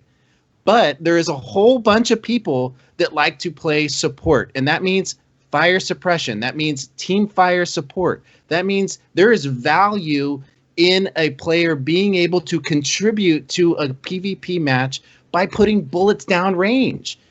And I just don't think that there's enough of the meta right now to be able to allow, whether it's the subclasses, whether it's the guns, where's the love for the support player? That's what I want to know. And if this auto rifles are also fun to use, they're easy to use if they're stable. They attract new players. When new players come to a shooter, like if it's Overwatch, they grab Soldier 76. If it's Call of Duty, they grab a machine, not a machine gun, but an assault rifle. Like these are the things that people gravitate to when they move from shooter to shooter. And the fact that it's so bad in Destiny, I think detracts new players from the game. Well, it's because they end up going against people who are technically using the meta. The 3-tap hand cannon. It's like as soon as you experience so make them usable in the game, so you're not just automatically at a disadvantage if you use the thing that's most comfortable to you. See, I'm on that same tip. I would love for a meta shakeup to that degree where suddenly those things can challenge those things. It's just reading that update. I don't think we're getting that, Pope. I know where you're coming from, Tefty. You're trying to temper expectations. I'm sorry if you hear the beagle in the background. The beagle agrees. The beagle agrees with you, Tefty. I'm not. My argument is I know where you're saying is that you're trying to temper my response to these goals and not get me to my hopes up. Mm-hmm. But I want to, even if it's not the way that I think it is, and a part of me is seeing what you're seeing and saying you're right. It's not going to be a meta shakeup. But let me be on record to say that we needed one. If it isn't one, where we don't see a meta shakeup, where we don't see support players being able to, be useful, then I'm going to be disappointed because I feel like this is what the game needs right now. It doesn't need, and I'm hoping this wording is more than this. I don't think we need surgical changes. We do need some surgical changes. That's important. I like that we're looking at specific guns. but we also need to see, more love given to other guns that I've been pushed down. And fusion rifles, like snipers. I understand that, but auto rifles, as they've stated in the past, are an insanely difficult thing to balance, because the reason you see semi-auto weapons like the pulses and mostly the hand cannons being used in the sweaty environment is it's a weapon type that allows for heavy movement. You can duck in and out, and still while you're out, you can deal, heavy damage and then duck back in. Yeah. Mm-hmm. If they were to balance auto rifles around that type of play, auto rifles as a whole, we would be seeing it would be worse than what it was at the beginning of year one. Auto rifles. You just need to do simple changes, like allowing a player to duck in and out of cover with an auto rifle means that you hold your finger on the trigger, and you can still do that. Well, I know, but the fucking clips are so small, Patrick. It doesn't matter. There's only a few guns that have a clip that's worth using. If you're a fire support weapon, you're like this. So you want them to have like way more ammo? No, but I want them to be able to, if they are not being buffed, if their bullets are still shooting cotton balls, if you're still shooting cotton balls downrange, at least give me a lot of cotton balls, right? So I can do some fire support. All I'm saying is that either you need to up the damage on them so that I can use that small ass clip to kill somebody, or I need to fill that room with cotton balls so that they suffocate. I don't know. Have you tried? This is kind of an off the wall weapon type suggestion, but it sounds like it's what you're going for. Have you tried using the fastest rate of fire ones with the focus fire perk on it? Like Arminius, like basically the Arminius from the Gunsmith. So that goes back to my point. If you're in a position where you're a support player and you use focus fire, when you go downrange, like the Suros, when you look downrange, that bullet doesn't do enough damage to matter. Well, I mean, you were talking about the amount of ammo. Because the problem is you put focus fire on one of those, the time to kill is so fucking terrible that you're just it's not that terrible of change. Yes, it is technically a damage loss in the PvE sense of if you are trying to empty your magazine, you would be doing less damage, but this is PvP. You're never going to get perfect time to kill on an auto rifle unless it's the most, obscene situations where a target doesn't move. Anyway, give me a submachine. That's why. If you lower the time to kill on an auto rifle further, then just because of what you just said, you can't get a perfect time to kill anyway. If you keep lowering it, if you look at the time to kills for auto rifles, they're right on the mark with pulse rifles and with hand cannons.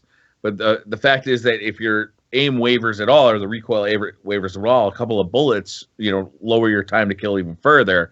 And then if you put focus fire on it, it lowers it even further. You just amplifying the problem. Mm-hmm. Yeah.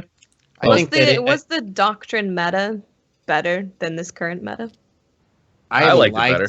I like the doctrine meta a lot because you could do what auto rifles should be able to do, which is in close quarters, in the range of a fusion rifle, in that sort of close quarters combat, medium to close range, you could be competitive.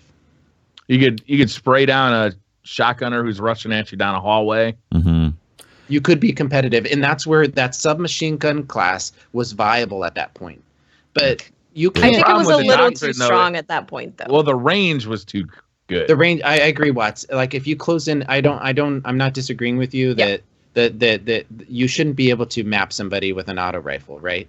Bring the range into that medium to close quarters, and it should be king. It should live in that. You should be able to kill a pulse rifle at close range. You should be able to outgun and a clever dragon should not be able to sit there and go brah, brah, brah, and you're dead. And then you're still shooting at them, and it doesn't matter. It doesn't matter. You're not doing more damage, and they're in that range where you should do more damage. Mm-hmm. That's it. The reason I suggested that focus fire thing, by the way, is because you talked about ammo being a concern, and what that does is it effectively gives you a Monte Carlo type fusion or a Monte Carlo type auto rifle with the magazine size of Arminius type. So you'll have like a 76 round magazine in a different archetype, and you can scope in, scope out depending on how close the target is. That's the reason why I suggest that. It sounds like that's what you're going for that style of play. And yeah, Ghostface is right. The Fabian strategy should have been that gun, right? Yeah, Fabian strategy is kind of like that. I feel like they were just too afraid of making Fabian strategy good. It's an exotic, and it's shit. It's also a class specific exotic. It's a lot better now. Yeah, it is better than what it once was. I mean, it is. It's actually usable now. Yeah, that's like saying, good, the enema doesn't hurt that bad. I mean, the Pope. What I'm saying is that hurts less than it used to. It hurts less. They use more lube this time. I don't know. In the current state of the game, it would be great to have these things. I agree. An actual support system, weapons, change up the meta, all that stuff. That would be great. But I don't think that's coming in February. I think that's too bad. Yeah, I think it is too bad. But at the same time, they have Destiny 2 that they're working on. So while we get fired up over this stuff and current how it feels of Destiny 1, I think the reason why we're not getting so many changes right now is because they're devoting more time to Destiny 2 to hopefully have a better sandbox, a better experience, to maybe have these things that you're talking about, possibly support classes and more varied metas that can change. Maybe every 3 months we get a different meta change with the future of Destiny 2. So they told us we were going to get with this game. Yeah, but this game took a lot of detours that they didn't foresee. True. Yeah. I don't know. All right. Don't you think that supporting the game that we're playing now lends some credibility to, the game that we're going to get too? I think it's definitely important, because I think if people feel like nothing's being done for such a huge period of time, that it might make some people not want to try Destiny 2. I think it's important to keep it, somewhat interesting for people to hop in and hop out. Keep it on people's radars, Don't let them completely forget about it. I want to talk about something new. We all do. Talk about I want to, but Tefty, just some of this stuff is in their wheelhouse, right? Watts, can't you see them doing something where all of a sudden now you're teaching people how to use fusion rifles and sidearms, and Patrick's submachine guns? I would love that. And there's a submachine gun class. That would be amazing. I don't know. I would absolutely love to have, even if this patch just comes and switches things up, it'll be super exciting for people to be like, okay, found this gun. It's super good. Yeah. It's great.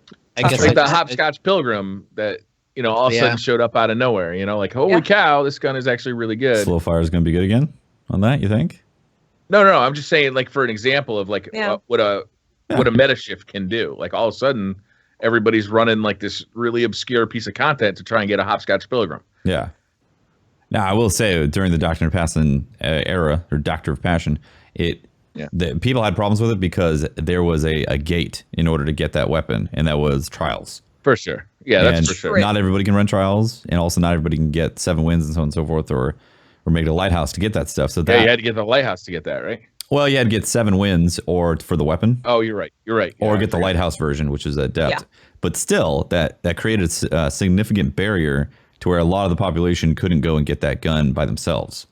So hopefully they take that in consideration with these meta changes as well. That if there is a big shakeup, let's say Pope gets what he wants. No. I just want to hear it. Yeah, if they make that happen and possibly make support more possible, make some auto rifles more relevant, that they make it so you can get that auto rifle from a vendor.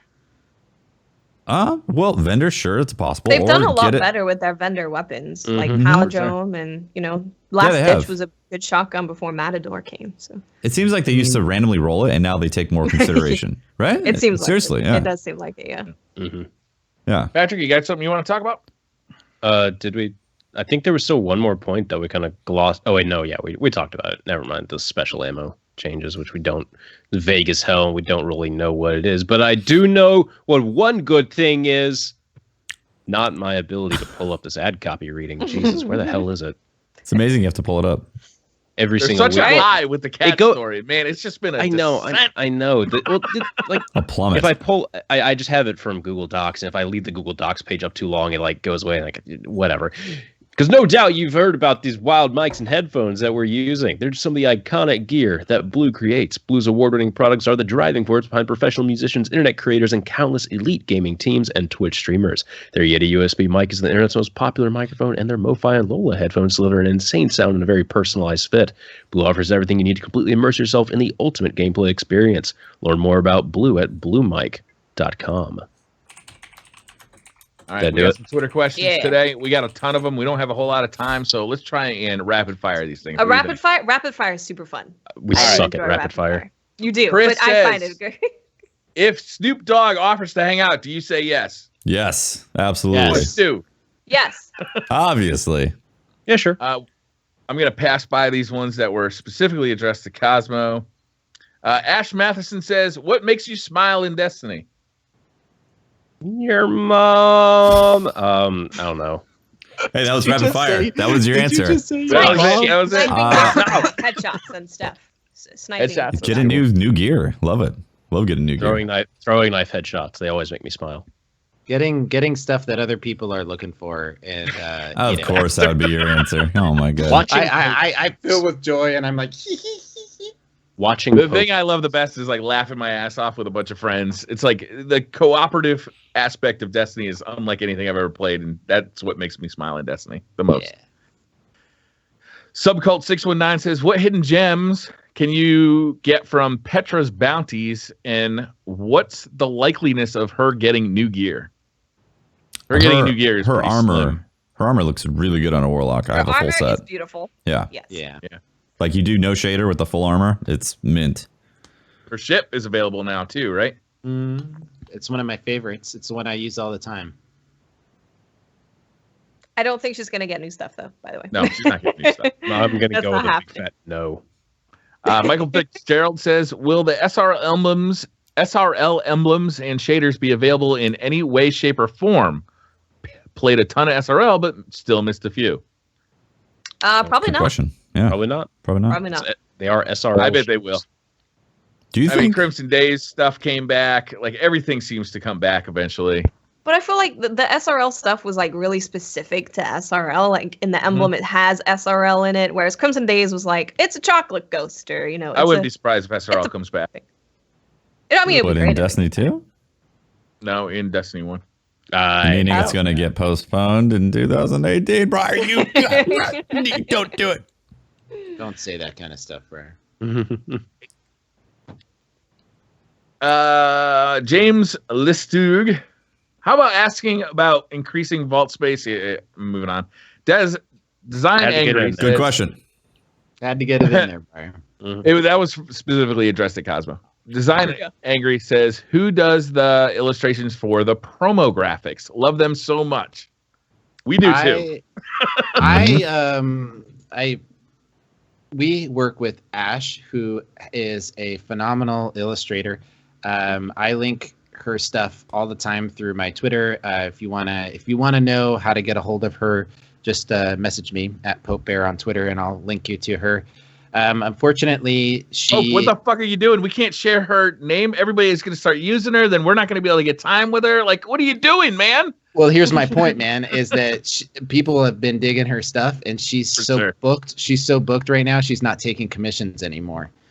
So she's actually so busy right now that she's not able to. But we're really glad you guys like her. It's something that's a fun project for us. We try to figure out what the next guest's favorite armor is, and it's always a surprise when they get the photo and they're like Cozmo tonight. He's like, "Oh, dude, I loved it. Like, I sent it to my mom." She liked it on Facebook. Almost every guest we've gotten has said something about that art. And they've changed like usually their Twitter picture to the art. Yeah, so clearly they like it a lot if they're doing that. It's a lot of fun. It's always fun. People very well. Yeah. And the work that she did with if you haven't seen it, check out any of our Twitter accounts. We've all retweeted it, or the DCP Twitter account. The podcast showdown GIF is images. It's got 10 images on it, 10 illustrations that pulse in and out. So it starts off with this very Romanesque or Greek god-looking Tefti with a beard thingy. And who's your counterpart on the other side? It's Mega, right? Mm-hmm. And so they're the Planet Destiny guys are on this side, we're on the other side, and they flash in and out. And the drawings really demonstrate some cool tension between. It's like what I gave her as an inspiration was I said I wanted it like a UFC fight card. I look straight thugging in it, like you do.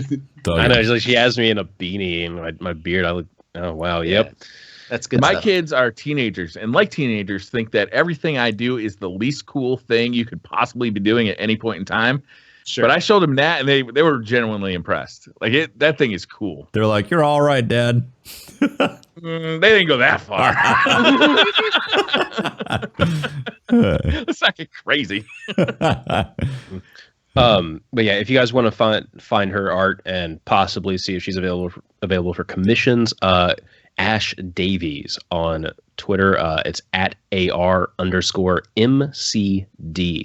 So check out her work. She does some great stuff. Yeah. Audio Aesthetic says you have to complete Wrath of the Machine with a 6-man team of Overwatch characters. Who do you bring? Oh boy. I'm definitely bringing May.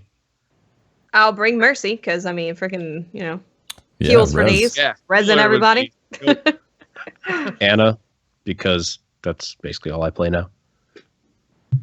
Okay, that doesn't help. Well, she's. I can heal people. I can damage people. I can keep things from healing. She's a great thing. Can Sombra hack the boss? Damage dealers here. Can Sombra hack the boss? Bosses? Yeah, sure.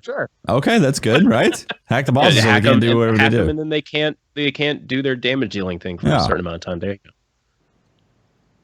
Good. Trent says, how big of a debate is it at Bungie? This one's directed at, I'm sorry. Tom with Mythiclass says, what is a normal day like? My bad. Big Fresh says, when eating a PB&J sandwich, toasted or untoasted? Toasted. Toasted. If you're not toasting your PB&J, you're just a lazy fucker. Well, sometimes there's like the time factor. So I need to make PB&J and eat it like on the way out the door. It takes like a minute to make a PB&J toasted sandwich. Do you cut the crust off? And sometimes I only have 10 seconds. Do you cut the crust off or do you keep them on? I leave out the crust on. Yeah. I gotta say, I sometimes cut the crust off, even though like for your own sandwich. Really? I hide it. I put it under the guise of like it's for my kids' lunch. You know? But I secretly like the crust to cut off. Okay. No comment. The Mohican 9 says, do you buy snacks at the movie theater or sneak them in? I buy snacks. I sneak that shit in. Fuck those I prices. got a family of 4, motherfucker. I am sneaking those fuckers in. It's the one place where they have the watermelon Sour Patch Kids thing. You can't go to like CVS? Find anywhere. You know where else you can get those? Amazon.com. I know. I get everything from Amazon now because people are progressively stopping to sell the stuff that I like. Yeah, and look, you don't even have to sneak it in. Like, just be sure you throw it away. Don't be a dick and leave like a fully, carved chicken on the floor of the theater. Like, I've walked in there with tons of food. They're like, yeah, sure, whatever. Just throw it away. Yeah, throw it away. Don't be a dick. Yeah, I have spent upwards of like $60 on food for my family at the movie theater. The family is pretty bad. Just family, you need to sneak. Wow, family, you got to sneak. You got 2 drinks, a small drink, and then a small. Right? Yeah, that's the thing. It's not even like you're going crazy. It's like $10 per drink. What do we do about the ice drinks with the flavors, the ices and stuff? Ices? I can't make an icy and sneak that in. Here's the problem. You're just not being creative enough, and you're not buying the right underpants. Yeah, you see, that's the thing about those big drinks. As soon as I drink a big drink while in the theater, I'm like, oh no, now I'm gonna have to pee halfway through this movie because I just sucked down half a soda. That's why you hook up a catheter. Yeah. So when I'm thinking about the movie, you're not pro enough. Got to go to the CVS, get some snacks. Got it. Okay, that's what it is. Yeah, I don't care how good the movie is. It's not worth a catheter. Yeah, right. I'll wait for that shit to come out on Blu-ray. He's got a personal catheter for movies. Right. You know what? You guys haven't been to enough German Oktoberfest then, because it's a thing. They strap to your leg. Oh God, yeah. What? Have you been to? Oh my God! For a drinking fest. When I used to live in Germany, that's a sign you got a problem. No, it's a real thing. Like in these gigantic, beer festivals, the bathrooms, you're not getting in there for an hour, right? Yeah. And so they just. I was born with the equipment that lets me do this deed wherever it needs to be done. Yeah, I just Googled this. I'm not finding a single thing on people using catheters during Oktoberfest, and Google has never led me wrong except that one time. So I'm gonna call bullshit on that. All right. So first of all, I lived there, and it was a thing. I'm gonna call bullshit. Underneath the tables, there's also a drain, and some people just pee directly into the drain. So that sounds extraordinarily unsanitary. Anyways. Welcome to Sal October. says, when will there be a hint or blurb on Destiny 2? The community is thirsty for some kind I imagine we'll see a hint or blurb Activision earnings call. That's probably where we'll see it. Yeah, that's February 9th, right? Yeah, around then. Oh, I hope they say something good. Let's say by March we might be hearing something. Maybe. Yeah, like, March, like, we'll probably see, like, hey, Bungie's going to E3. We'll see that on the docket. It's like, sweet. Cool. I would fully expect, though, on the Activision earnings call to hear them say, Destiny is on target for a fall of 2017 release, if it still is. Yeah, or they're like, hey, 2018 sometime, which in case all of our hearts are going to collapse. So yes, investors want to know when Destiny's coming out because it's a big thing. It's a big ticket item. Like, we're not going to hear like, oh, there's 7 new subclasses in Destiny 2 on the Activision earnings call, but I would expect to hear that it will be coming out in 2017. Yeah, they're going to talk about the balance patch that's coming up on the earnings call. Clever dragon, motherfucker. We got that locked down. Good nerf that. Brandon Cardarelli says, will this weapon balance make all primary types viable, or is it going to be by the season's formula? I think we have no idea. We have no idea. I think they're always aiming to make everything viable, but then, of course, the community will end up finding the weapons that are the best, and then that's what everyone ends up using. So. Yep. YouTube videos get made, proliferation happens of information, metas and boom. get solved. Two blues. Yeah. Mm-hmm. What if every YouTuber just decided to make, like, got together, like we all got together, just decided to make like videos about a weapon being the best weapon in the game, but it's actually fucking terrible. Do you think it would actually work? What would that gun be, Brian? What would it be? Can we do the Trials of Osiris hand cannon and say that is an amazing weapon? Because it actually is like the best weapon archetype. It's the best word. No, it there should you go. be. So it's not a total lie. It should be the Anguish of Dristan. Oh God, that auto rifle is so. I don't even. Something that's kind of obscure that's hard to get, like the Angel's Advocate, but like a really horrible roll on it. Not obscure, hard to get, but like it has a specific thing that you have to do to get it. Yeah, just get one of the King's Fall. Yeah, Anguish of Dristan with. Oh, it's got to be a PvP weapon so that people actually play PvP to get it. Have you seen the match times right now? It takes forever. We need some people up in there. They're about the same as like the Overwatch competitive match times, and that's, at least I know I'm connecting to a server there. Yes. S.L. Alvarado says, is Scories in Trials being used the way Bungie wants Trials to be played? I don't think so. Passive play gets awarded. I don't think so. Do you see what people are doing now? Where there's that bug where if you, you can keep the round going after the enemy team has died, and then you can all just sit around. Yeah, it's great. You sit there with Scories while something to do with the Sun Singer, right? Yeah, let's not get into the details here because I don't want to proliferate that bullshit. Well, yeah, no, I don't know. But it's a thing. It's always been passive, though. When we had the sniper rifle meta, you had people just sitting in their spawn, aiming down long lines of sight. Like, people want to win Trials, and being passive can be rewarded, True. If you take away every way of playing from a long distance, like you have... What if we just put in like a hot potato game type within Trials of Osiris where if you stand still for longer than 2 seconds, you explode? I like that idea. Also, I still think that the cap point needs to randomly spawn somewhere randomly on the map. That would be great. That way you can't choose. In your like right where you are. You're like, oh, there we go. Well, that or like there's 5 possible locations that it could spawn. That way nobody can just predict where it's going to be and just camp it. The cap point. Pop a bubble on it, like that would be good. Yeah. I don't That would know. be awesome. I like people. You like passive gameplay? Passively. Yeah. They're predictable as all hell. So do you play Trials all weekend? Where they're going to be. No, and I don't think people should. I don't think that's healthy. I play a few cards a week, maybe 1 or 2 cards a week, and I get carried by really good players, and it's fun as hell. But there's a lot of people who try to play Trials, and they maybe have time for 1 card, and they're getting their bounties done.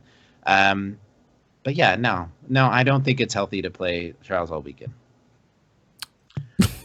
Psychotech says, in D2, do you think they will have all new subclasses, or do you think that some or all 9 will be recycled? I don't feel like all 9 would be recycled. That would be pretty bad to be like, here's a brand new Destiny. Here's all the that thing we've been constantly balancing and updating this entire time? Window open out. Just gone. Yeah, I think it's going to be a fresh start for the most part. I think we'll see some rebalances. You think you were going to have the same subclasses? I think we'll have some of the same subclasses with some either like another one added or more things added to like the subclass itself, building upon what we currently have. Hugely disappointed if that were true. Really? Yeah, I mean we've been playing with these subclasses for 3 years. What if there was another like new subclass added within the game? Or do you want like I want 2 or 3 new ones per class at launch and more added later. Okay. I want new. Yeah. I don't want to be using fucking same perks and subclasses for 4 or 5, 6 years, man. Like give us new things to discover. Last thing I want is new stuff. I would love new stuff. New is so much better. Rob Galasso says, what's your real names and what's it like having most people know you by a username? Also, thanks, Cozmo, for what you do to us. For us. What he does to us. Thanks, Cozmo. What does he do to you, Briar? Well, as far as the real names, I think I'm the only person here that actively reveals a real name because I fucked up the first time I made a video. So my name's Patrick Casey. By the way, you may not get all my co-hosts' real names, but yeah, they kind of did the right thing and used some of the great sources of anonymity that the internet can provide. But going by, I guess mine's weird because I go by both. Like people know me as both Patrick and they also know me as Holtzmann. I don't know. I don't. Go ahead. I don't know. I feel like for me, it's not weird for me because it helps to compartmentalize parts of my life. Mm-hmm. So there's a whole lot of people in a very important part of my life that's gaming that know me as Pope Bear.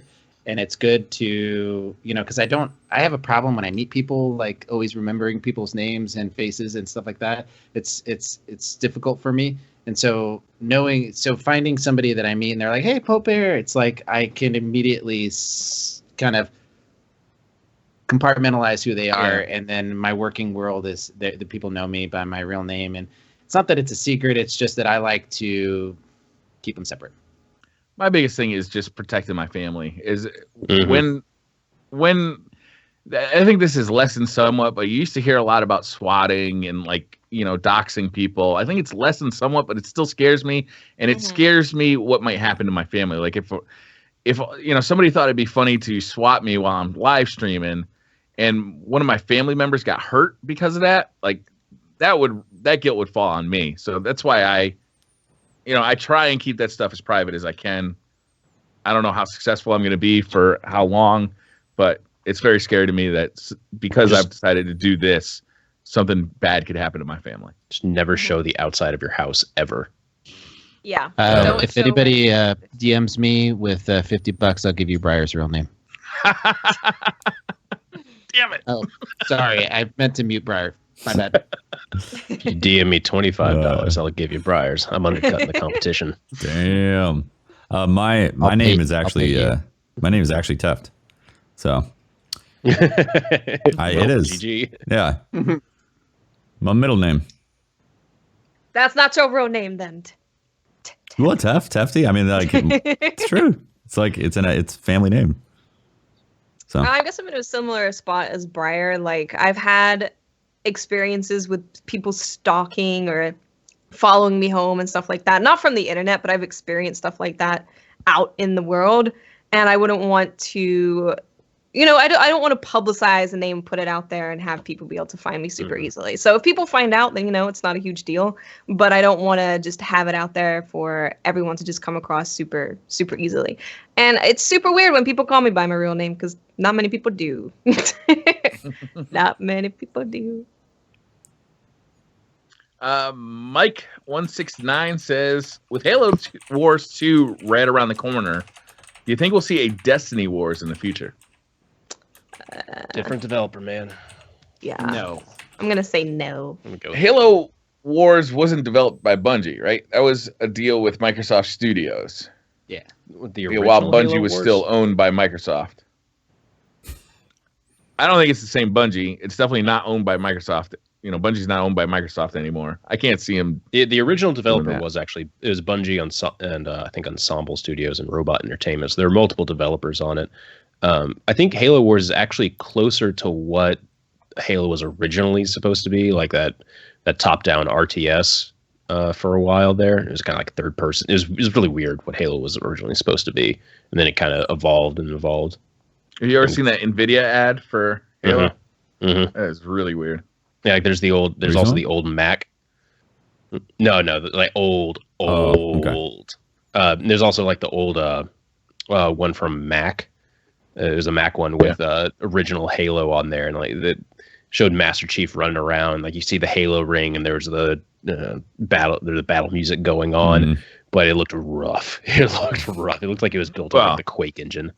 Halo looks rough now, Yeah. Yeah. The it looks rougher than the but original Halo. Yeah. Killick Mad Skills says vehicles that multiple people can ride in. Thoughts? Would be pretty cool. Yeah. Like a Jumbo Sparrow? Yeah. That was one of the things I was shocked about when I first started playing Destiny, was that these vehicles suck. This is Halo. These are the guys that made the Warhawk. I can't believe these vehicles are so bad. Yeah. Sparrow's really cool. I just hate that there's no real use for any of the other things, like the interceptors and the heavy pikes. You can get them. You're like, oh, that's cool. All right, this is worse than just shooting my gun. Yep. Brandon Cardarelli says, could Bungie have weeks or weekends where drops of legendaries were greatly increased in certain playlists in PvP and PvE, which stretch content? This is actually Fireteam Chat was talking about this in their last episode. I thought it was a really good idea. Like have like double draft weekends, in the Crucible or something like that. Yeah, that'd be fun. Mm-hmm. I think that'd be really cool. It's like putting a bounty on the gun, right? Instead of people, it's like, hey, AS Luna is dropping in Clash. Everyone goes to Clash. Yeah, I think it'd be really cool. And I like that idea. It could apply both to PvP and PvE. So certain things could start dropping in strikes, which would definitely invigorate more reasons to actually run strikes, other than getting these random skeleton keys. Oh, speaking of which, I got like 20 skeleton keys I need to spend. All right, know what I'm doing later. Fake bringer hype. Jeff Romaniak. Hey, today is my birthday. Do you think it's better to have no Crimson Days with no replacement, or old Crimson Days with no changes? I'm going to say... First of all, happy birthday. I'm going to say happy birthday. That's what I'm going to say about that. All right, next question. I would rather have it than not have it, even if it's not better than it was. At least it's something. Slightly different meta, at least, because last time Thorn was in its the Thorn buff lasted in its original state for too long, so you just can never actually use the buff. Titan Smashing says, crunchy Cheetos or puffy Cheetos? Crunchy. Yes. Both. Yeah, right? I almost don't have a preference. Yeah. Oh, puffy Cheetos suck, man. They're just... They are suck? No way. I like getting the puffy Cheetos and putting them into my mouth, and like they just melt. Oh, letting them melt. Yeah, that's fizzle down. When I have like a sip of soda and it What I like is soda with the Cheeto? You put hot sauce and some of the nacho cheese pump, in there with a spoon and the flaming It's hot like a Cheetos. Nacho Cheetos. Oh, yeah, Wow, Bo. Oh yeah, using Cheetos for like cheese dip is legit. By the way, it's good. That's what Like I'm the first thing I've ever Whole new agreed with world's Pope been on. opened up to me. Yeah, Oh, yeah. you just take a flaming hot Cheetos, right? And you go to like the 7-Eleven, right? Take a flaming hot Cheetos, and then you go over to whether they're nacho cheese bar, and you put some nacho cheese in there, right? And you mix it up. Is Or you there eat a pair of chopsticks. is there a Red Bull involved? Perfect. Well, there is usually a Red Bull involved, and a lot of heartburn later. But I eat Cheetos in general with chopsticks, by the way, because then your fingers don't get all, Cheeto dusty. But what you should definitely do is get like the hot Cheetos and then the jalapeno Cheetos, and then take them and let them mingle in a bowl together. Some good shit. I agree. Yeah. That's great. It's just a lot more thought to Cheetos than I've ever been to them. Welcome to this generation, Briar. That's all we think about. Anyone Names. play? Oh, I'm sorry, Aziel Alvarado. I think this is the second question. Snuck a double in here. Snuck a Anyone dubby? play Resident Evil 7? It's a scary, fun game. I think It's amazing. It's great. It's the best Resident Evil for many years. Yep. it's true. It's finally back to being like good. It's not just a scary game. Like a lot of those indie horror games tend to just be all about spooking you, and the story is a little Resident Evil, This is fun. like, it's super fun. It's a really good story. As you get further into it, you realize that it is very much so a Resident Evil game, and I love that. I love how they've put Resident Evil into this first-person kind of new style of It Resident still Evil. feels like a Resident Evil game. It does. It's so Like good. if you played the older ones, maybe it doesn't feel like 5 or 6, but if you played the older No, ones, they're it's still. bad.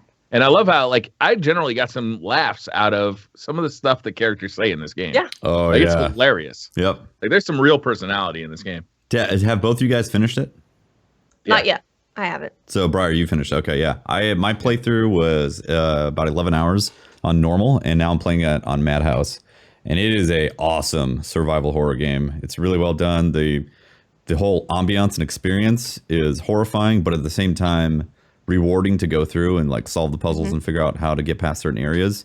I think they knocked it out of the park with it, because like everything from being in this like swampy bayou to following it through to the end, it's like a really great they put it together in a really well done like package. Yeah. Feels great. Fantastic with PlayStation VR too. Like really immersive, and those jump scares, man. Those like there's people fucking with knives and chainsaws like right up in your face. Oh man, in VR? Oh god. Yeah, I think Oh, after I'm done with this one, I'm gonna have to go through again in VR. Just Yeah, it's experience really that. fun. I can't play scary movies. I can't watch scary movies. I can't play scary games. My imagination when I'm sleeping at night just destroys me. I'd run into. See, like I don't a find Chester Resident Childs. Evil too scary or too like spooky. It's like the jump scares get me, but I don't feel on edge and like I don't want to keep going because it's so bad. Like I've had that experience with other games before, and I feel like this one it's just good. It's pretty It's just terrifying. really Yeah. there were a few times where I was really scared. There is Like right at the beginning, I was really scared. Right at the end, I was really scared. yeah. I kind of want to play it now because I've never actually found a game that's like genuinely scary or terrifying. There's You'll like scarier it. It's a games good than game. Resident Evil. Yeah, but this is like a really well done. Could you guys recommend another scary game? Just like Amnesia, I believe, is really well thought of. That's a scary game. What's the one that's getting a sequel this year? Outlast. Outlast is really scary. I had Outlast, like, I I don't know, stopped playing so- Outlast because I was getting like heart palpitations. Yeah, Outlast was. I was in a dark room playing it. I'm like, no, fuck this. This makes me feel bad. Yeah, streaming it. Patrick, get it immediately and stream it. Get it immediately. Get on your PlayStation right now. Purchase it. Download it. Yeah. I want to watch you. gotta- stream it. It's easier to stream a It's scary easier to game than it stream. is to play it by yourself. Yep, it's because easier to talking to stream. chat, it's like you have Podcast. somebody there with you. Exactly. Yeah. I will say in Resident Evil 7, there's these giant bugs that they're like hornets. Okay. And I've had this nightmare before of like swatting giant hornets and not being able to hit them. And that exactly happens in You're Resident doing Evil. that? Yeah. I was like, oh my God, this is just like a nightmare. Can't believe it.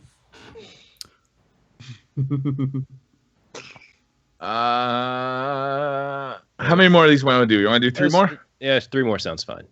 All right. Dakota says, Nope. I'm sorry. That was for Cozmo. Jellybelly100 says, ideas to bring back the grind in Destiny. Higher light cap. How about an ultra hard raid? What do you guys think? I mean, that all sounds like kind of Band-Aid fixes for right now. A higher light cap serves absolutely zero purpose when there's no coming, reason. Though, in that spring update. You know it is. Yeah, it probably is, but it serves zero purpose other than here's this light cap that you can something to do for it. Something to work yeah, for. but like there's no difference between being like what is it going to be? What's it going to be?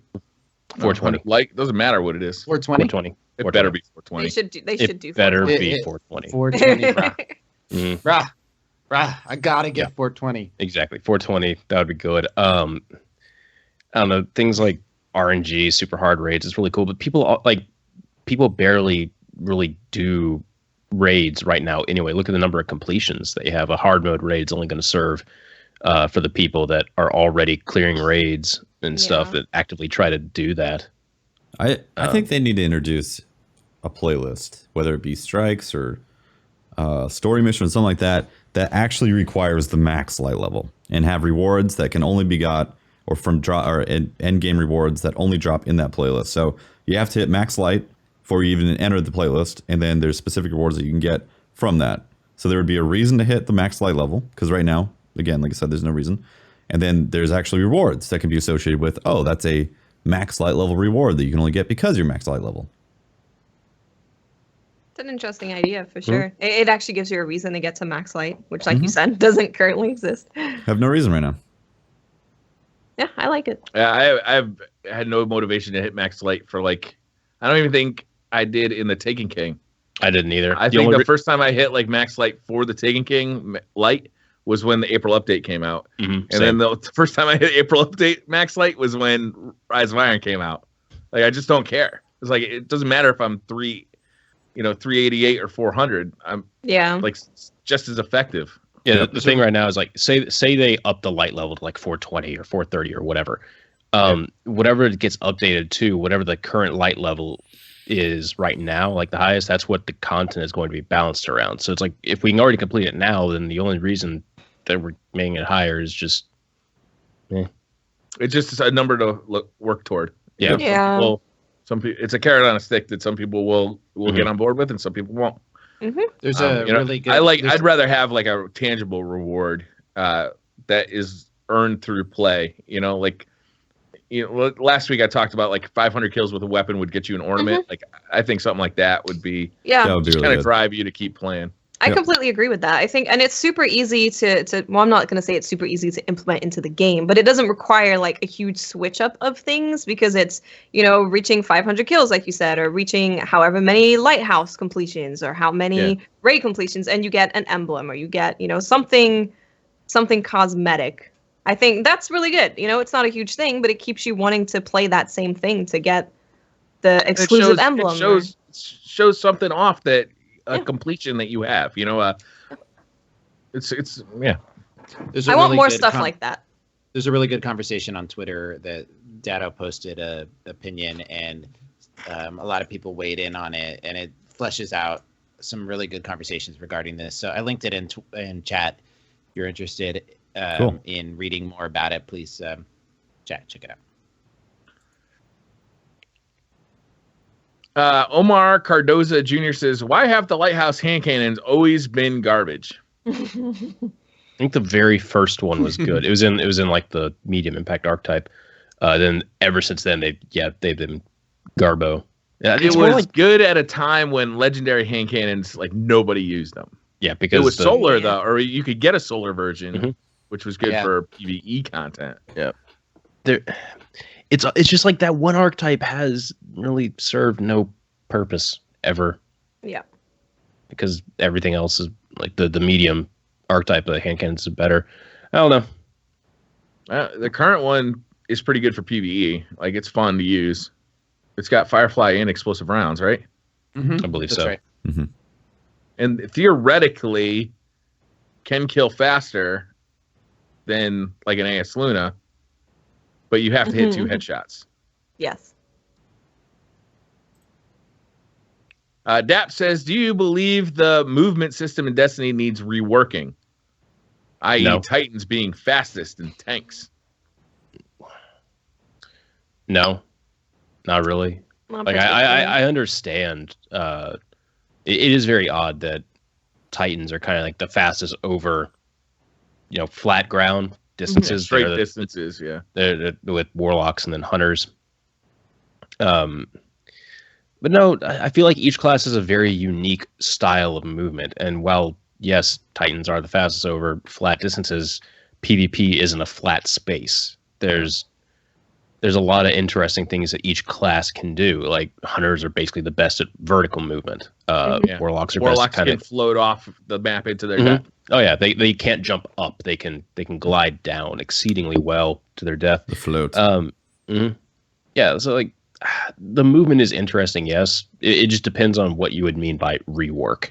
If it just means like, oh, make it so hunters are the fastest, then it doesn't seem like that's what they originally designed hunters to be for anyway, with the type of movement that they have. Yeah. They're the most crafty. They're like the most hard to hit, Right. They're quick in that way.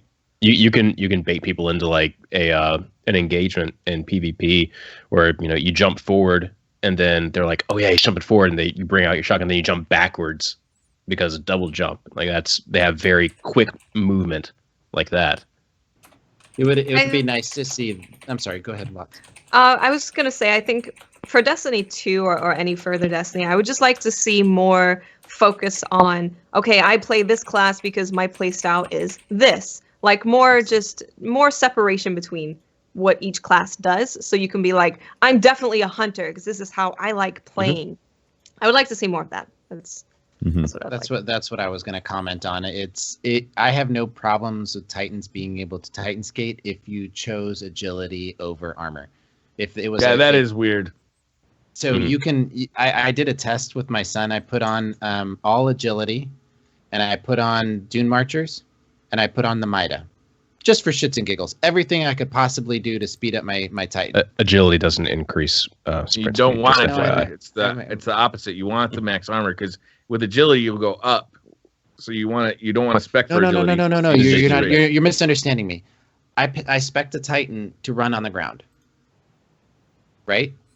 And then I spec the Titan with just pure armor and skating, right? And the skating full armored Titan was faster than a Titan running with all full agility for full speed boost on everything, right? Just FYI, speed boosts don't stack. You can only from the tests that I've done, it seems like you can only get a 5% movement speed increase. Right. I'm not Patrick Casey, and I don't do weapon reviews. I did everything I possibly could because I figured I'd just make my Titan as fast as possible. If it says increase movement speed, you put it on. Right. I just did it. Right. And it still wasn't faster than a full armor Titan. So there's no value in me putting on Dune Marchers or a gun that has increased. There's just no value in making that right choice. So that's my problem with it. If they could adjust that, if you have anyway, yeah. The thing that I'm really hoping that they don't do, there've been a couple really great posts on the Destiny the Game subreddit from like the Massive Breakdown people, from I think Mercules and I can't remember the other guy's name right now, but they've both done posts on the subreddit about like changes, we'd want to see, and if there are a weapon balance type thing. And the one thing that they said that I just absolutely disagree with is like, we want, the lowest rate of fire hand cannons have a 1% damage increase. Cause then, if you'd be punished for speccing low armor. Problem is, warlocks and titans can't, or like they can both get max armor, max recovery, which are the two stats that, that's all that matters for PvP. Yeah. Agility has incredibly little actual meaningful focus on there. The only reason hunters generally use it is because it makes your bones of AO jump a little bit better, easier to control. So you will see slightly higher agility specs there.